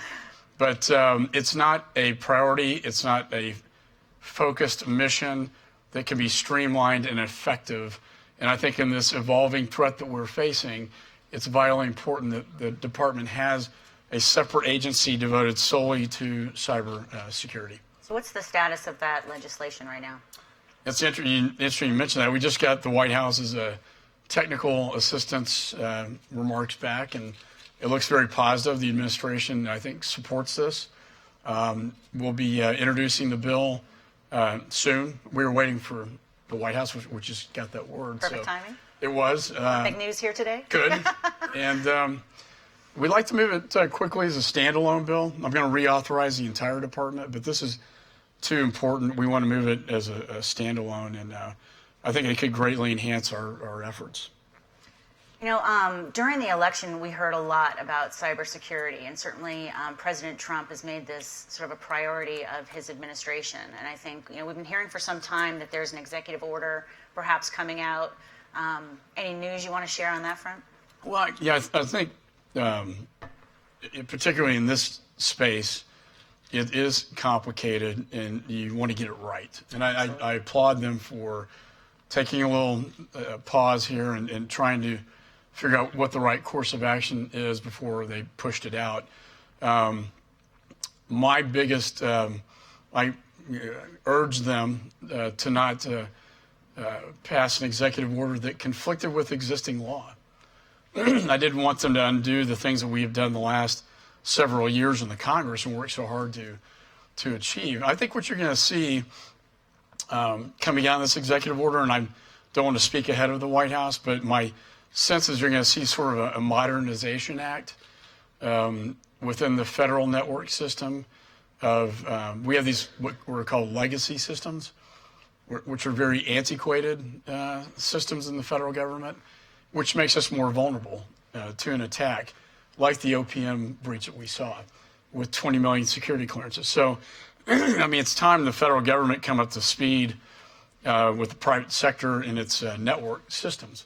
I know Will Hurd has a bill to do this on my committee, and you know, we look forward to moving. Yeah, I remember working with the FBI in the late 90s, and they were still working out of shoe boxes with note cards. And Mueller came in and brought the Bureau forward in the digital space. And I think the federal government's been so antiquated that we need to bring it forward to better protect it. Absolutely. So we've got 6 minutes left. I would love to open it up to some folks in the audience if you've got questions for Chairman McCall. Everybody can't be that scared. Come on. There we go. I have two questions, actually. I'd like to know, do you have to be a member of Congress to get those cufflinks? So it's a Reagan library. And the other question is, you mentioned public sector and working together. What are things public sector could do, private sector, I'm sorry, could do to maybe better support you and what you're trying to accomplish? Yeah, I think a lot of the IT solutions are in the private sector's hands. I know we created Einstein, and it's 3A Einstein now, its intrusion detection system, which we deploy throughout the federal government to detect intrusions. But I really think a lot of the IT answers and solutions reside in the private sector. I mean, you're ahead of the federal government. And a good example, you know, I've seen a lot of good software that we've had this insider threat. We think the OPM threat, they were in the networks for 14 months before we could even detect it. And the Chinese were behind this. No consequences to that. The CIA breach, we'll find out at the end of that investigation where that came from. But I know there's a lot of software that can detect aberrant behavior in the networks. So that user should not be in this space. And then firewall it off and then have a kill switch for that user. That could stop a Snowden in the future. It could stop an OPM in the future. And it can possibly the CIA alleged breach in the future as well. I just think a lot of these IT, again, solutions reside in your hands. And the innovation, the research and development, we can work with you on that. And I got to say, quantum computing, for those of you who don't know, it'll be the next digital sort of nuclear bomb. The first country to get it's going to be the country with the power, and it will be able to de-encrypt anything. And I think I want the United States to be the first to get there. And that is an area where I've asked the appropriators to spend more money on research and development. The Chinese are certainly spending a lot of money, and the Russians, and we don't want them to have that capability before we do. And if I could just on the workforce issue, so I'm introducing a cyber core bill today. I get this question a lot that the workforce, we have a lot of jobs out there, but not the workforce to fill it. And I tell young people to get into this field, both at NSA and Homeland and FBI. And it's hard to compete with the private sector. And so we have a bill that's building on my scholarship for service bill, where we will, we'll give you a scholarship if you'll serve 3 years in the federal government at one of our agencies or departments in cybersecurity. And we've had, it's only been, I think about a year and a half ago, we've had 3,000 in the program already. And for every one acceptance, we have 15 applicants. So there's a lot of interest. So we want to expand that program. We think that's a really, good idea to enhance the workforce. Great idea. Congressman, how would you like to see members of Congress, your colleagues, and also your staffers do a better job of coming up to speed and understanding the issues so that the policy around those issues can be more effective sooner rather than later? Right. When I first entered Congress in 2005, and I'd worked on this issue previously as a federal prosecutor, and I was amazed at the lack of understanding of this issue. I formed a cybersecurity caucus in the Congress to help educate, members of Congress. And so I think when you see these attacks, unfortunately, it takes a big headline news threat and attack to get attention of policymakers to then respond to that. And so I think we've seen quite a few of those, unfortunately, recently.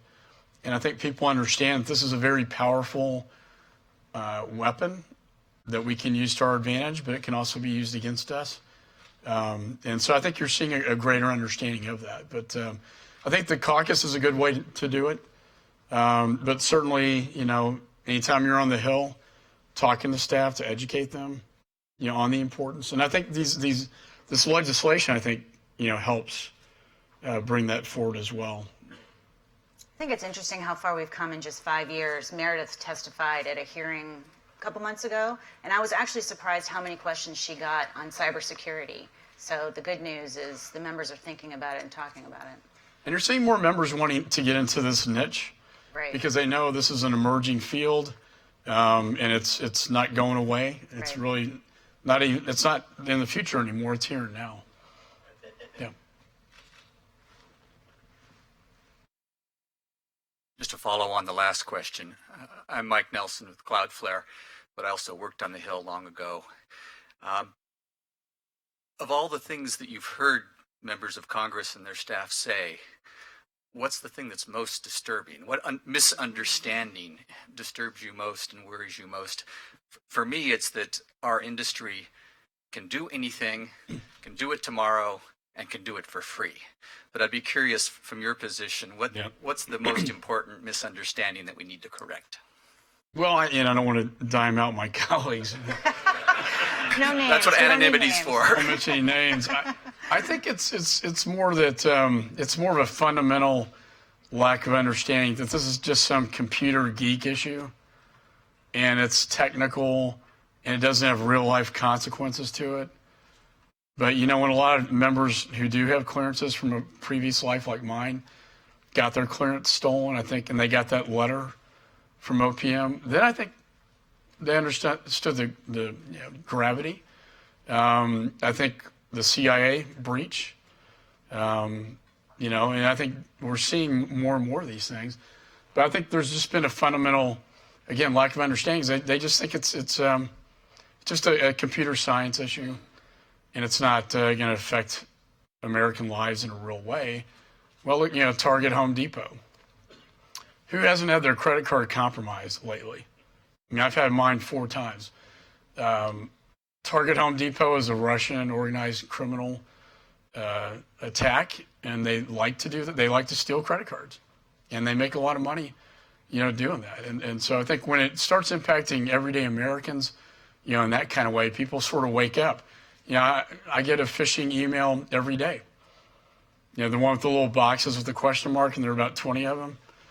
I mean, or you get them from people you know, but the subject matter doesn't make any sense. So I know how to identify these, but, you know, the average American maybe doesn't. And, you know, as you know, once you click, they're in your networks. And we're getting more and more. I mean, I have to tell you, the attacks on the Congress and all federal agencies have grown exponentially. And they're hitting us every day. But not just the federal. I mean, it's the private sector, as you know. Financial institutions are under a barrage of attacks on a daily basis. Well, was that uplifting news? Thank you so much but for we coming win. here. We win at the end of the day. Absolutely. Thank you so much. Very nice to see you. So we're going to be taking a 10-minute break, so we want you back in your seats at 11. Thank you. Qualcomm.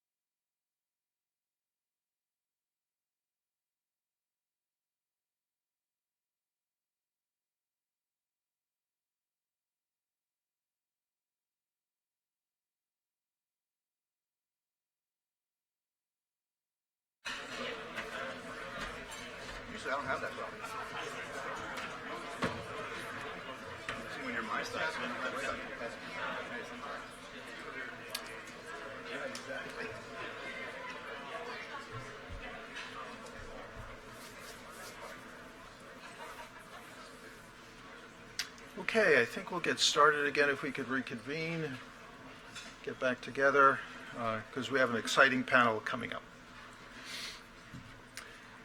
So good morning. My name's John Marino with CTIA, and thank you all again for joining us this morning for the Mobile Cybersecurity Summit. As you heard from the speakers earlier today, and you've seen in the demonstrations in the outer lobby, and you've also seen discussed in the CTIA white paper that you have on the tables around you, cybersecurity is a top priority for the mobile industry. For this part of the program, we're going to focus on cyber threat information sharing as a key tool that the industry uses to combat the continued growth in attacks from hackers, cyber criminals, and nation-state actors. You've heard from the speakers this morning, starting with the FBI, following with some of the industry speakers, as well as the comments from Chairman McCall. And for this panel, we'll hear from leading industry experts about how the sector coordinates and shares threat information to defend mobile networks. They do this every day, 24/7, 365, to mitigate the efforts of adversaries that would threaten the mobile ecosystem. So on the panel, we have leading national and regional carriers. These carriers demonstrate how the industry works tirelessly to keep the nation's networks safe, as well as to keep our consumers safe. So I'm going to briefly spend a few moments introducing the panelists, but what I'd like to do is to spend the majority of our time in a dialogue with the panelists so that they can give you their perspective on cyber threat information sharing, how the industry collaborates across national networks, across regional networks, and how indeed it all comes together. So to my right, starting with AT&T, Chris Boyer is not only a thought leader in cybersecurity, but is key to what the industry does in cooperation with government, and in particular as it relates to cyber threat information sharing practices and resources.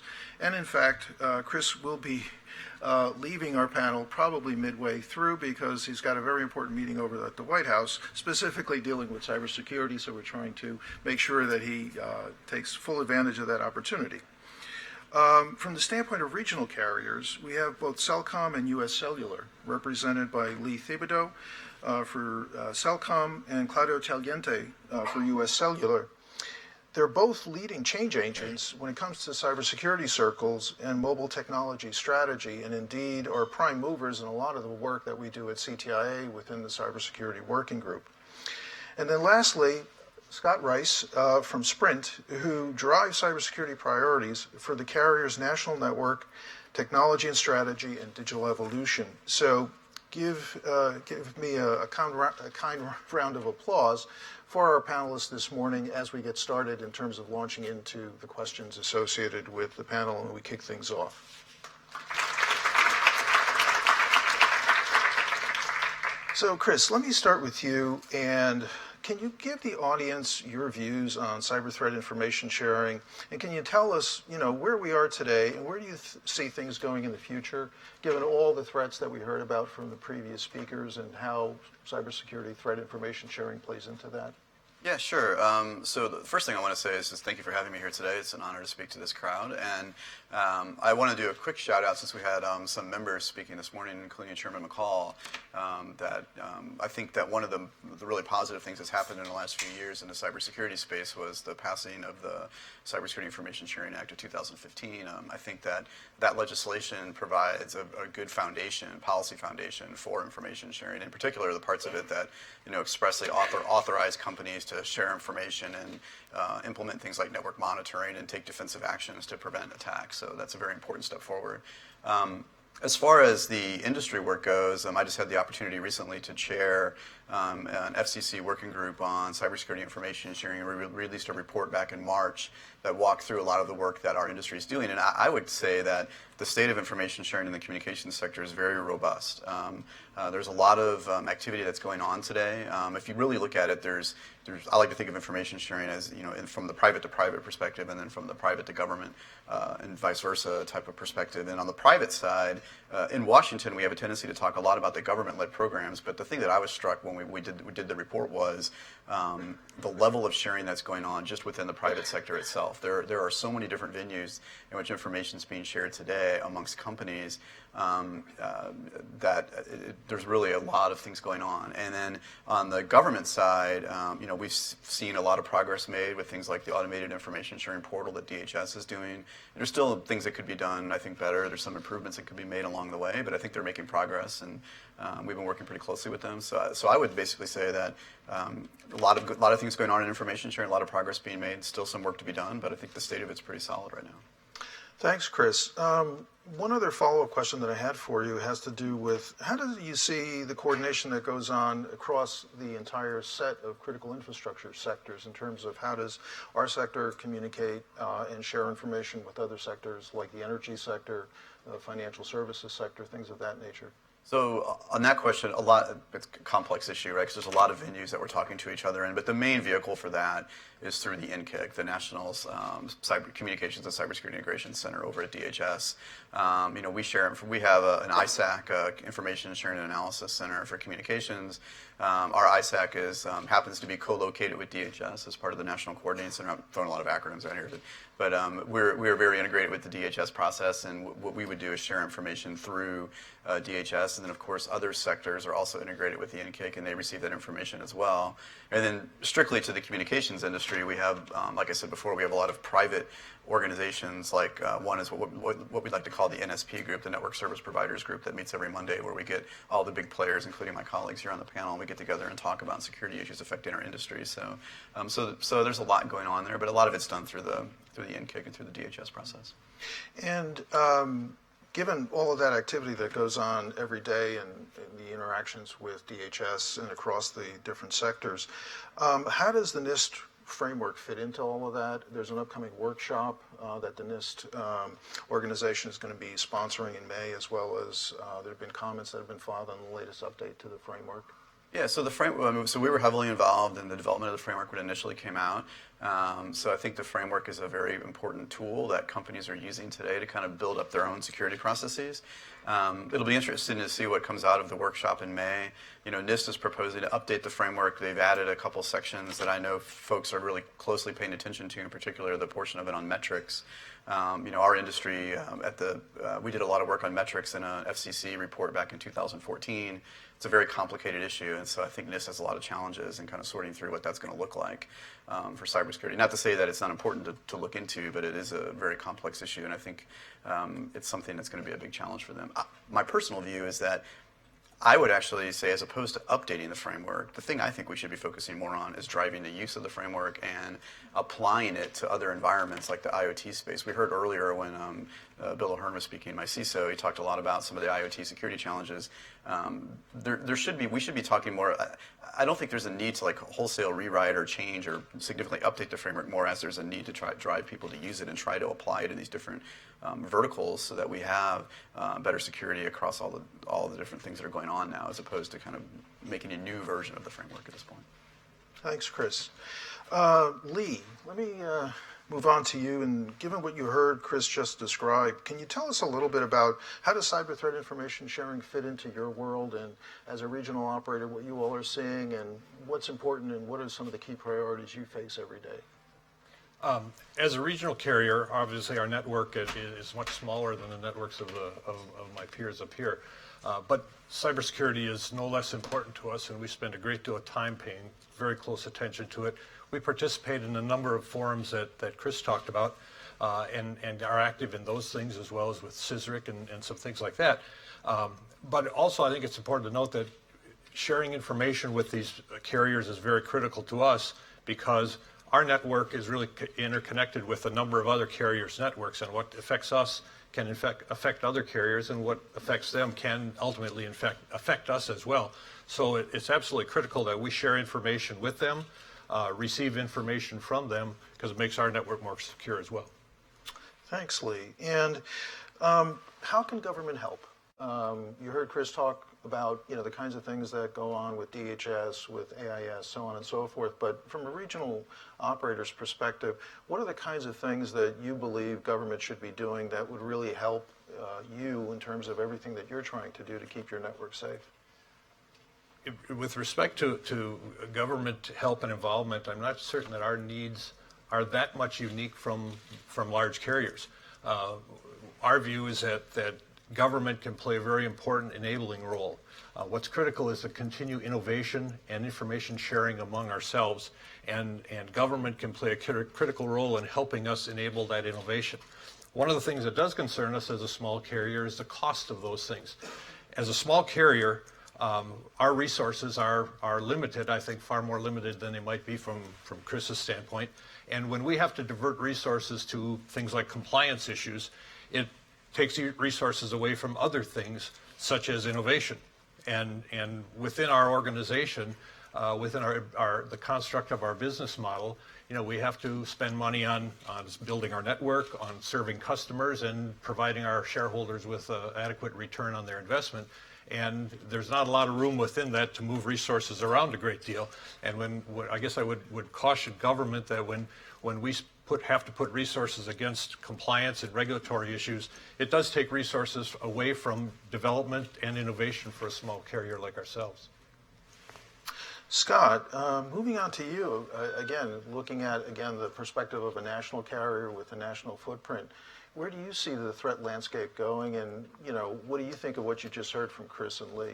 Well, first, any carrier, big or small, has resource challenges, and we have to stay focused on innovation as we fight threats and as we understand how to guard against those.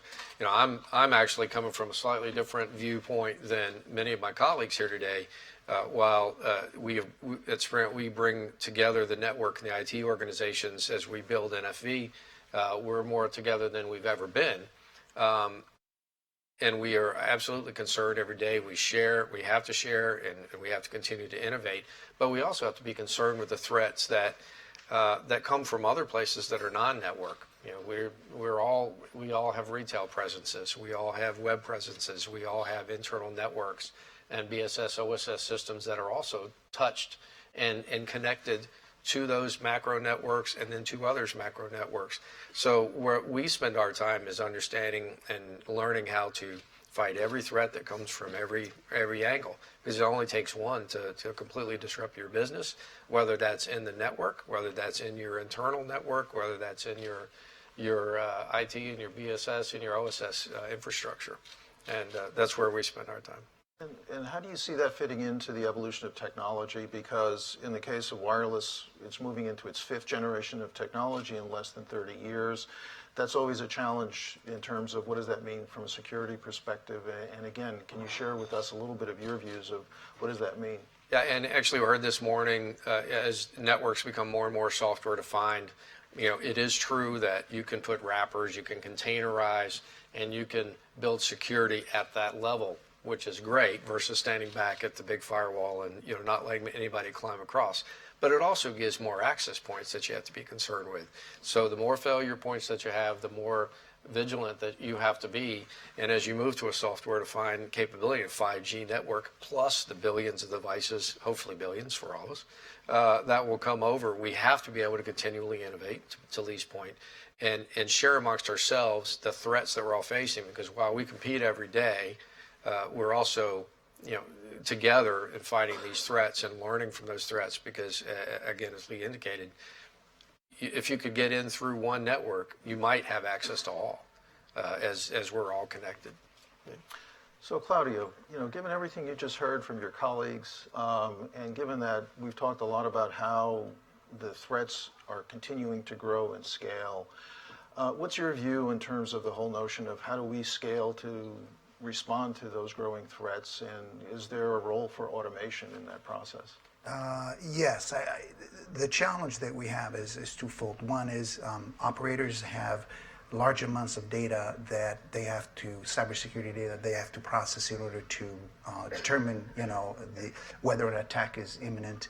But at the same time, the challenge we have is that, without the ability to share that information in an automated way, sending emails that have information about a potential threat, the way that that threat is described, it leaves room to interpretation, and therefore it's really not going to, one, scale, and two, it's not going to be reliable. Automation is important, as you mentioned, because it's going to give us the ability to address the problem quickly. And today in 4G, this is very important, but when you start thinking about what's happening in 5G, and the fact that 2 out of the 3 major use cases for 5G have to do with automation, so you really have, as been described before in other discussions, you really have devices that are accessing the network, being able to detect and protect quickly by sharing information that is the result of analysis that others have done besides yours is going to be critical. And from your perspective, going back to the same question I asked Chris and the NIST framework, because you said detect and protect, and those are some of the key functions that are actually in the framework. What's your view of where NIST is heading with the latest update to the framework and the upcoming workshop? So I think we are on the right path. I mean, U.S. Cellular has fully embraced the NIST framework. It is basically become an integral part of how we do security today. Echoing what Chris is saying, it is important. We understand the importance of being able to measure our progress, but it is equally important, and I think even more important, to be able to make sure that the framework is used consistently across the industry. And so, from your perspective, what do you think the government could do differently, or what it could do to help the industry address cybersecurity, and what are the kinds of obstacles that you think would be most helpful to have the government help overcome?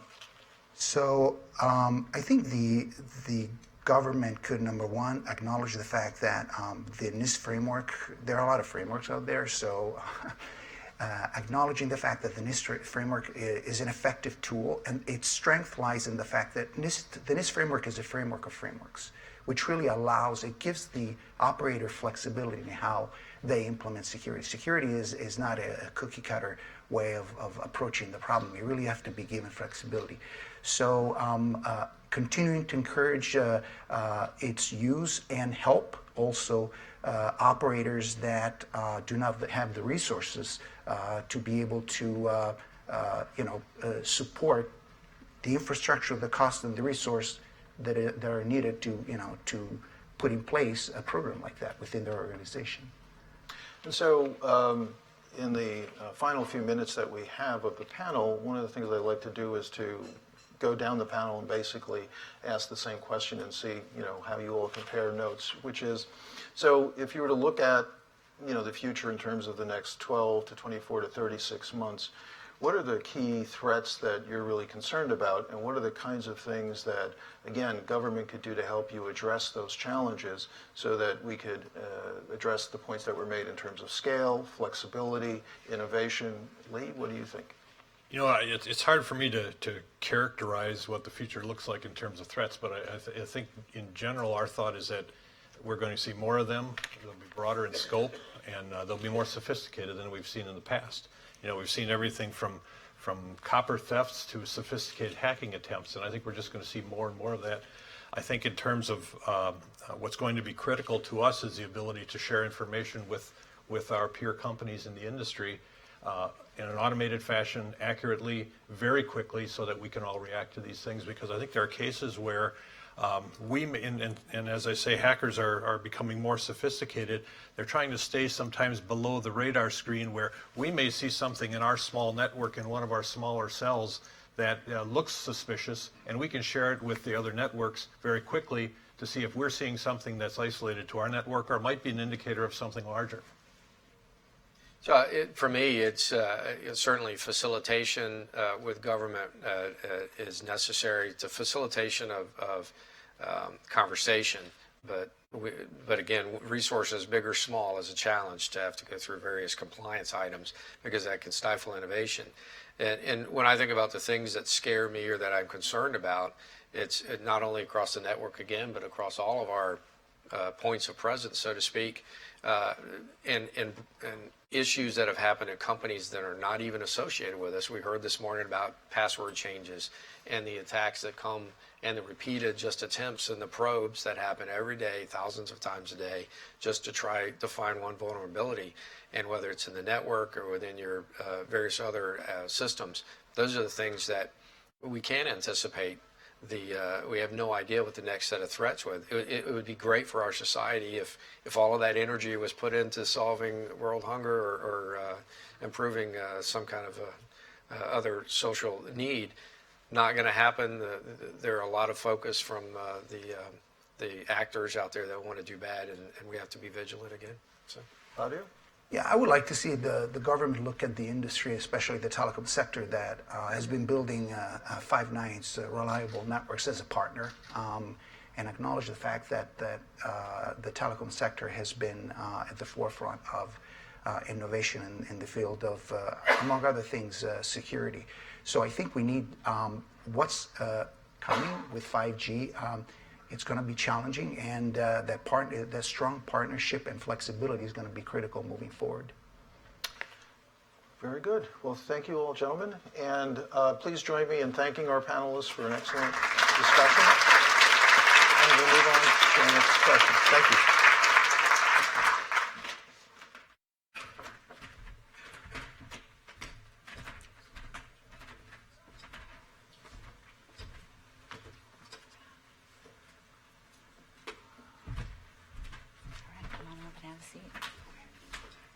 All right. It's my privilege to introduce these three gentlemen here today. They're going to be doing our 5G security panel. The first one, Jason Boswell. Since we don't have name tags, raise your hand. Jason. All right. Perfect.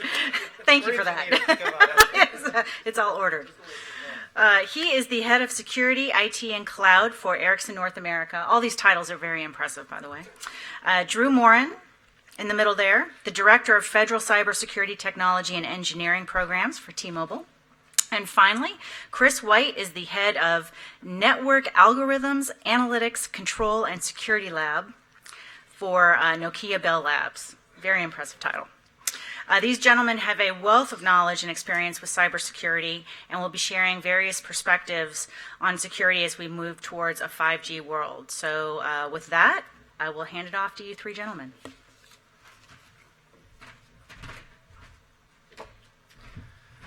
Thank you very much for that introduction.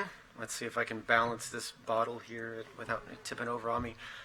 I started my career in telecom security almost 20 years ago, working on early crypto technologies and ways to secure voice over frame relay, which was before VoIP, which was before VoLTE, way back then. And it may sound like a long time, but Ericsson as a company still has me beat. 140 years of building, I'm waiting for my slides, there we go. 140 years of actually building secure, trusted communication networks. Regardless of if it's a decade or a century, though, all of us in the industry and in this room have learned some common truths. I've learned that whether it's 5G or 3G or 0G with tin can and string, back when we were kids, right? That still works, by the way. Ask my 5-year-old. Communications are what bind us together. And think of like a virtual string between two endpoints that can bridge socioeconomic gaps or even large distances. But I've also learned that there's always someone else on the other side of things that's working hard to manipulate or intercept or cut those strings of communication that we rely on. So how do we at Ericsson build secure networks then? How do we keep those string cutters at bay? It starts with an end-to-end trust stack. We build a base of trusted hardware and software that enables the network infrastructure layer above it. Trusted operations are then built on top of that network infrastructure, and that is what enables secure and trusted business to happen around the globe. That's part of the purpose of why we build those communication networks as well, right? Is it's really become a foundation of the global socioeconomic society. But Ericsson does not do this alone in a silo. We work together with many of the industry leaders here today, many of them here in this room, with CTIA, with our customers, with our partners, even our competitors, on working groups and standards groups, because we all have a common goal to make sure that we're doing our best to build the secure network society of tomorrow. Certainly, 5G is a primary driver of what Ericsson calls the networked society, where everything that can benefit from being connected will be. A digital transformation is happening where every company is becoming a digital company. IoT alone is predicted to be a value add of almost $2 trillion globally by 2020. Connectivity is the key enabler to make that happen, and we have to do that in a secure way. According to the most recent Ericsson Mobility Report, we could see 30 billion connected devices by 2022, and connected machines will outnumber all of us humans within just 2 years. So when we talk about securing the mobile endpoint or the connected threat landscape, that's a moniker I like to use a lot, the conversation has to change because what's connected is changing. As 5G provides new pathways for IoT and cloud-based networks, we will have new security challenges to face. So some of those security challenges are new business and trust models within 5G.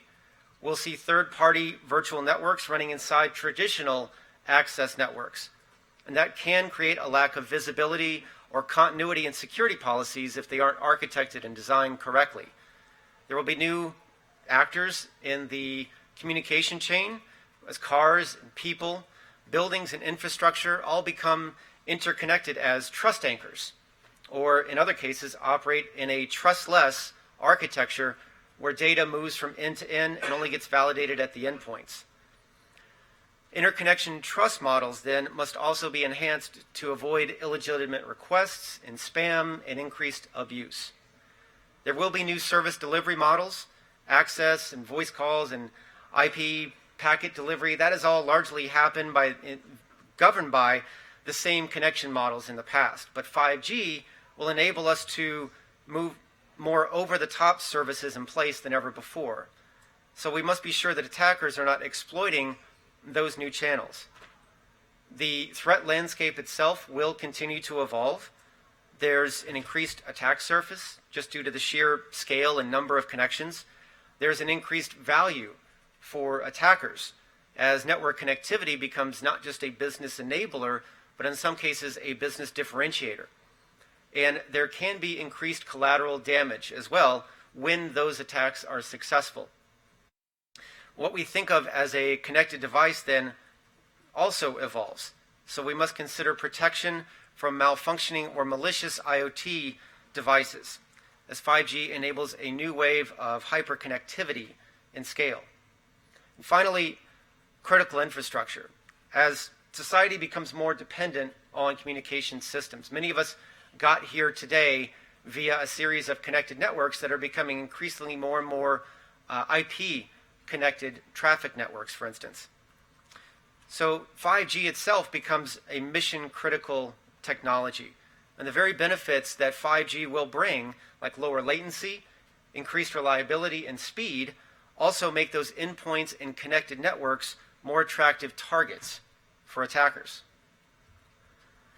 So certainly there are new challenges, but we are ready to face them because we are planning in advance and we are doing it together. As was mentioned this morning, we're not just waking up to find the ugly baby in the room that 5G will become. It will be a beautiful baby. The very nature of developing a security baseline, we talk a lot about this in groups like CTIA, and we work with groups like 3GPP. The very nature of that ensures that it is a multi-stakeholder process. And as we evolve to common architecture models and systems and standards, that means we can also mitigate threats and resolve vulnerabilities faster. Network slicing. I get very geeked out about this one because it is the ability by the network slicing, the ability to create multiple logical networks on top of a common shared physical infrastructure. What that means for me in security, it's a whole new world of flexibility and speed and targeted functionality for security. It enables us to isolate sub-networks so that if we think something is malicious, we can peel off that traffic and inspect it for deeper analysis. We can also limit the scope of DDoS attacks and the impact of misconfigurations. Securing devices across the IoT landscape is going to become critical for a broadly deployed 5G network.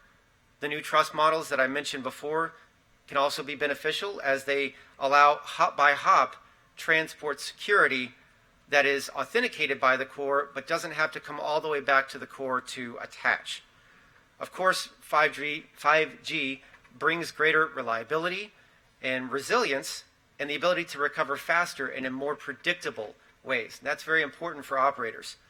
Virtualized and distributed nodes allow us to spin up additional resources as needed without the increased cost of dedicated hardware. And as we move more services over the top, we'll be able to deliver more targeted security for consumers and businesses. And by continuing to work with our partners, our customers, other industry leaders, Ericsson is confident that 5G will help us achieve our vision of a secure network society. Thank you.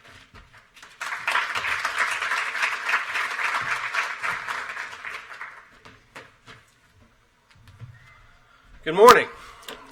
We all came to a cybersecurity summit and we've been hearing about physics. We had Chairman McCall talk about quantum mechanics, Jason telling us about string theory.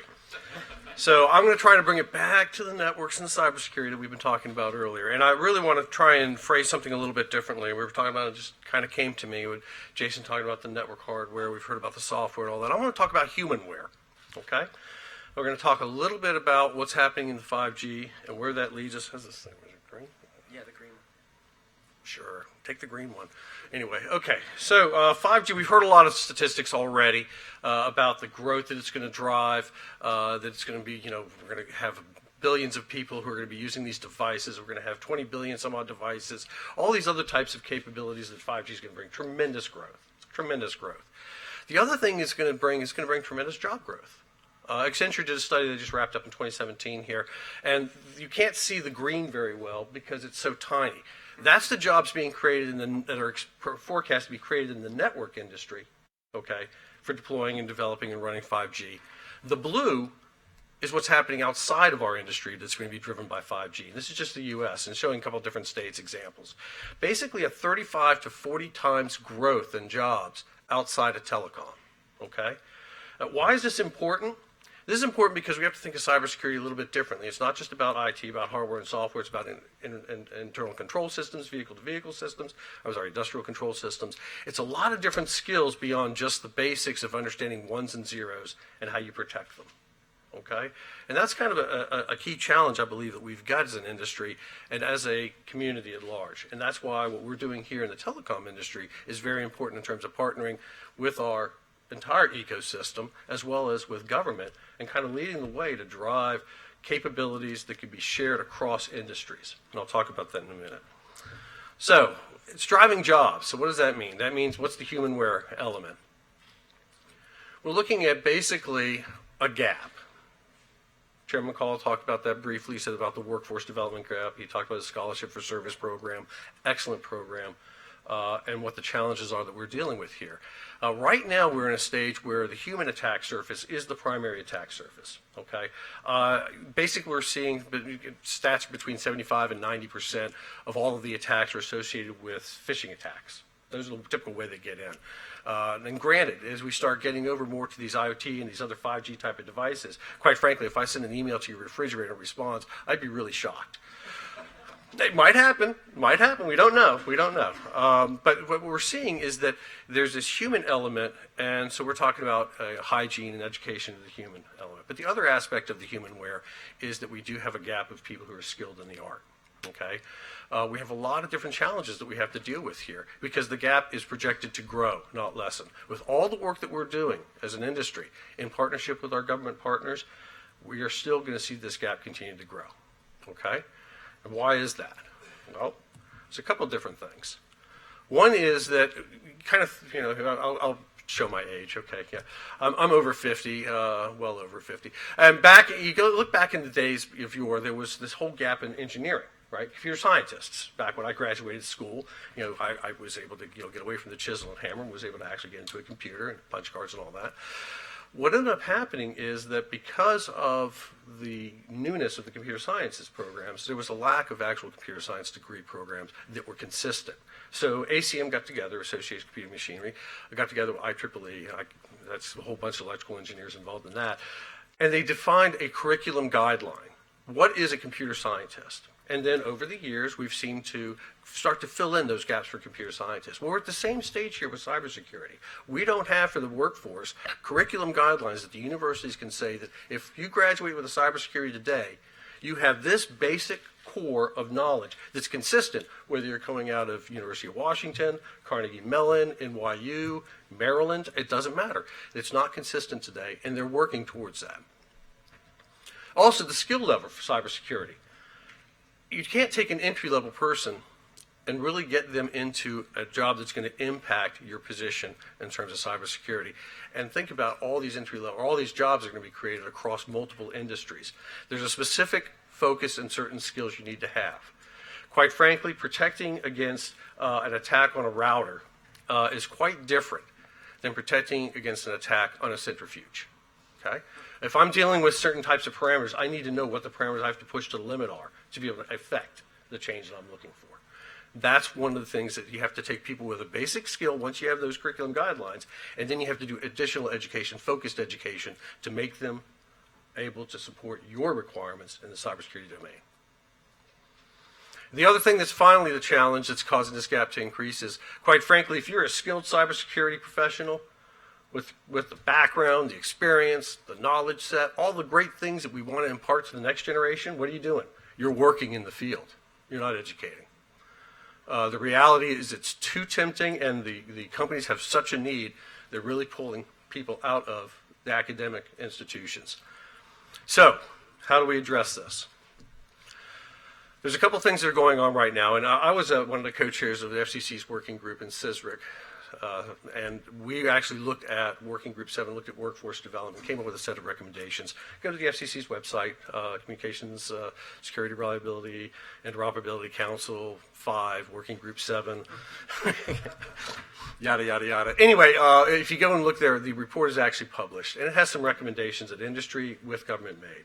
But some of the things that we're talking about here that we highlighted was there's a joint task force in cybersecurity education. It's a partnership between ACM, IEEE, GW, some of the universities, Intel, other industry players, and they're trying to define curriculum guidance. They have a draft that they're working through already that's been published, and they're kind of iterating on that. We are also seeing a lot of internships, programs, and partnerships that are being done by our industry, where we actually work to retrain our staff or to help the local universities get training specific to what our needs are in our industry. And we're setting up these model type of programs.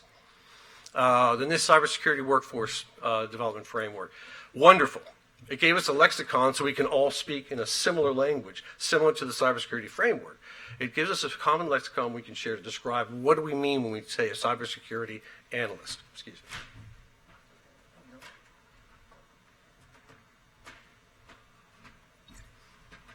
Should have brought my bottle up here with me.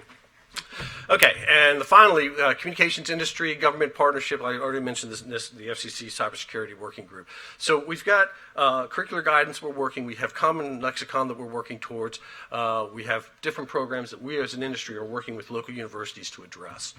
So what's next? I'm going to give you a quick example of what T-Mobile specifically has done. We've worked with the University of Washington in partnership to drive a specific program that's beyond just an internship program. We're working with them in terms of entrance criteria, testing to see if these folks have the right skills, capabilities, and assessing those knowledge, skills, and abilities prior to them even getting into the program so that we know if these people can make it, okay? Because some people may want to be in cybersecurity, but they're just not cut out for it. So we're working on that, refining it. How do we then enable those skills to be really iterated? We're working with undergraduate, graduate, researchers to try and put together an entire ecosystem within this university T-Mobile partnership around cybersecurity development of these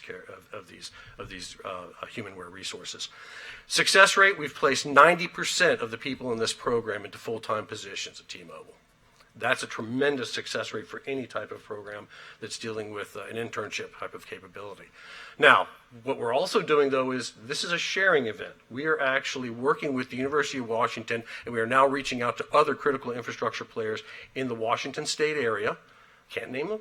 I can't say who, but we are doing that, and we've actually gotten some engagements going on with the University of Washington to try and iterate this program into other areas of people who are going to have these capabilities and these staff, because they're going to be part of the 5G ecosystem going forward, even though they're not in telecom. Okay? So that's what T-Mobile has been doing. So basically, summary, it's not just about protecting things. I think right now we're focused on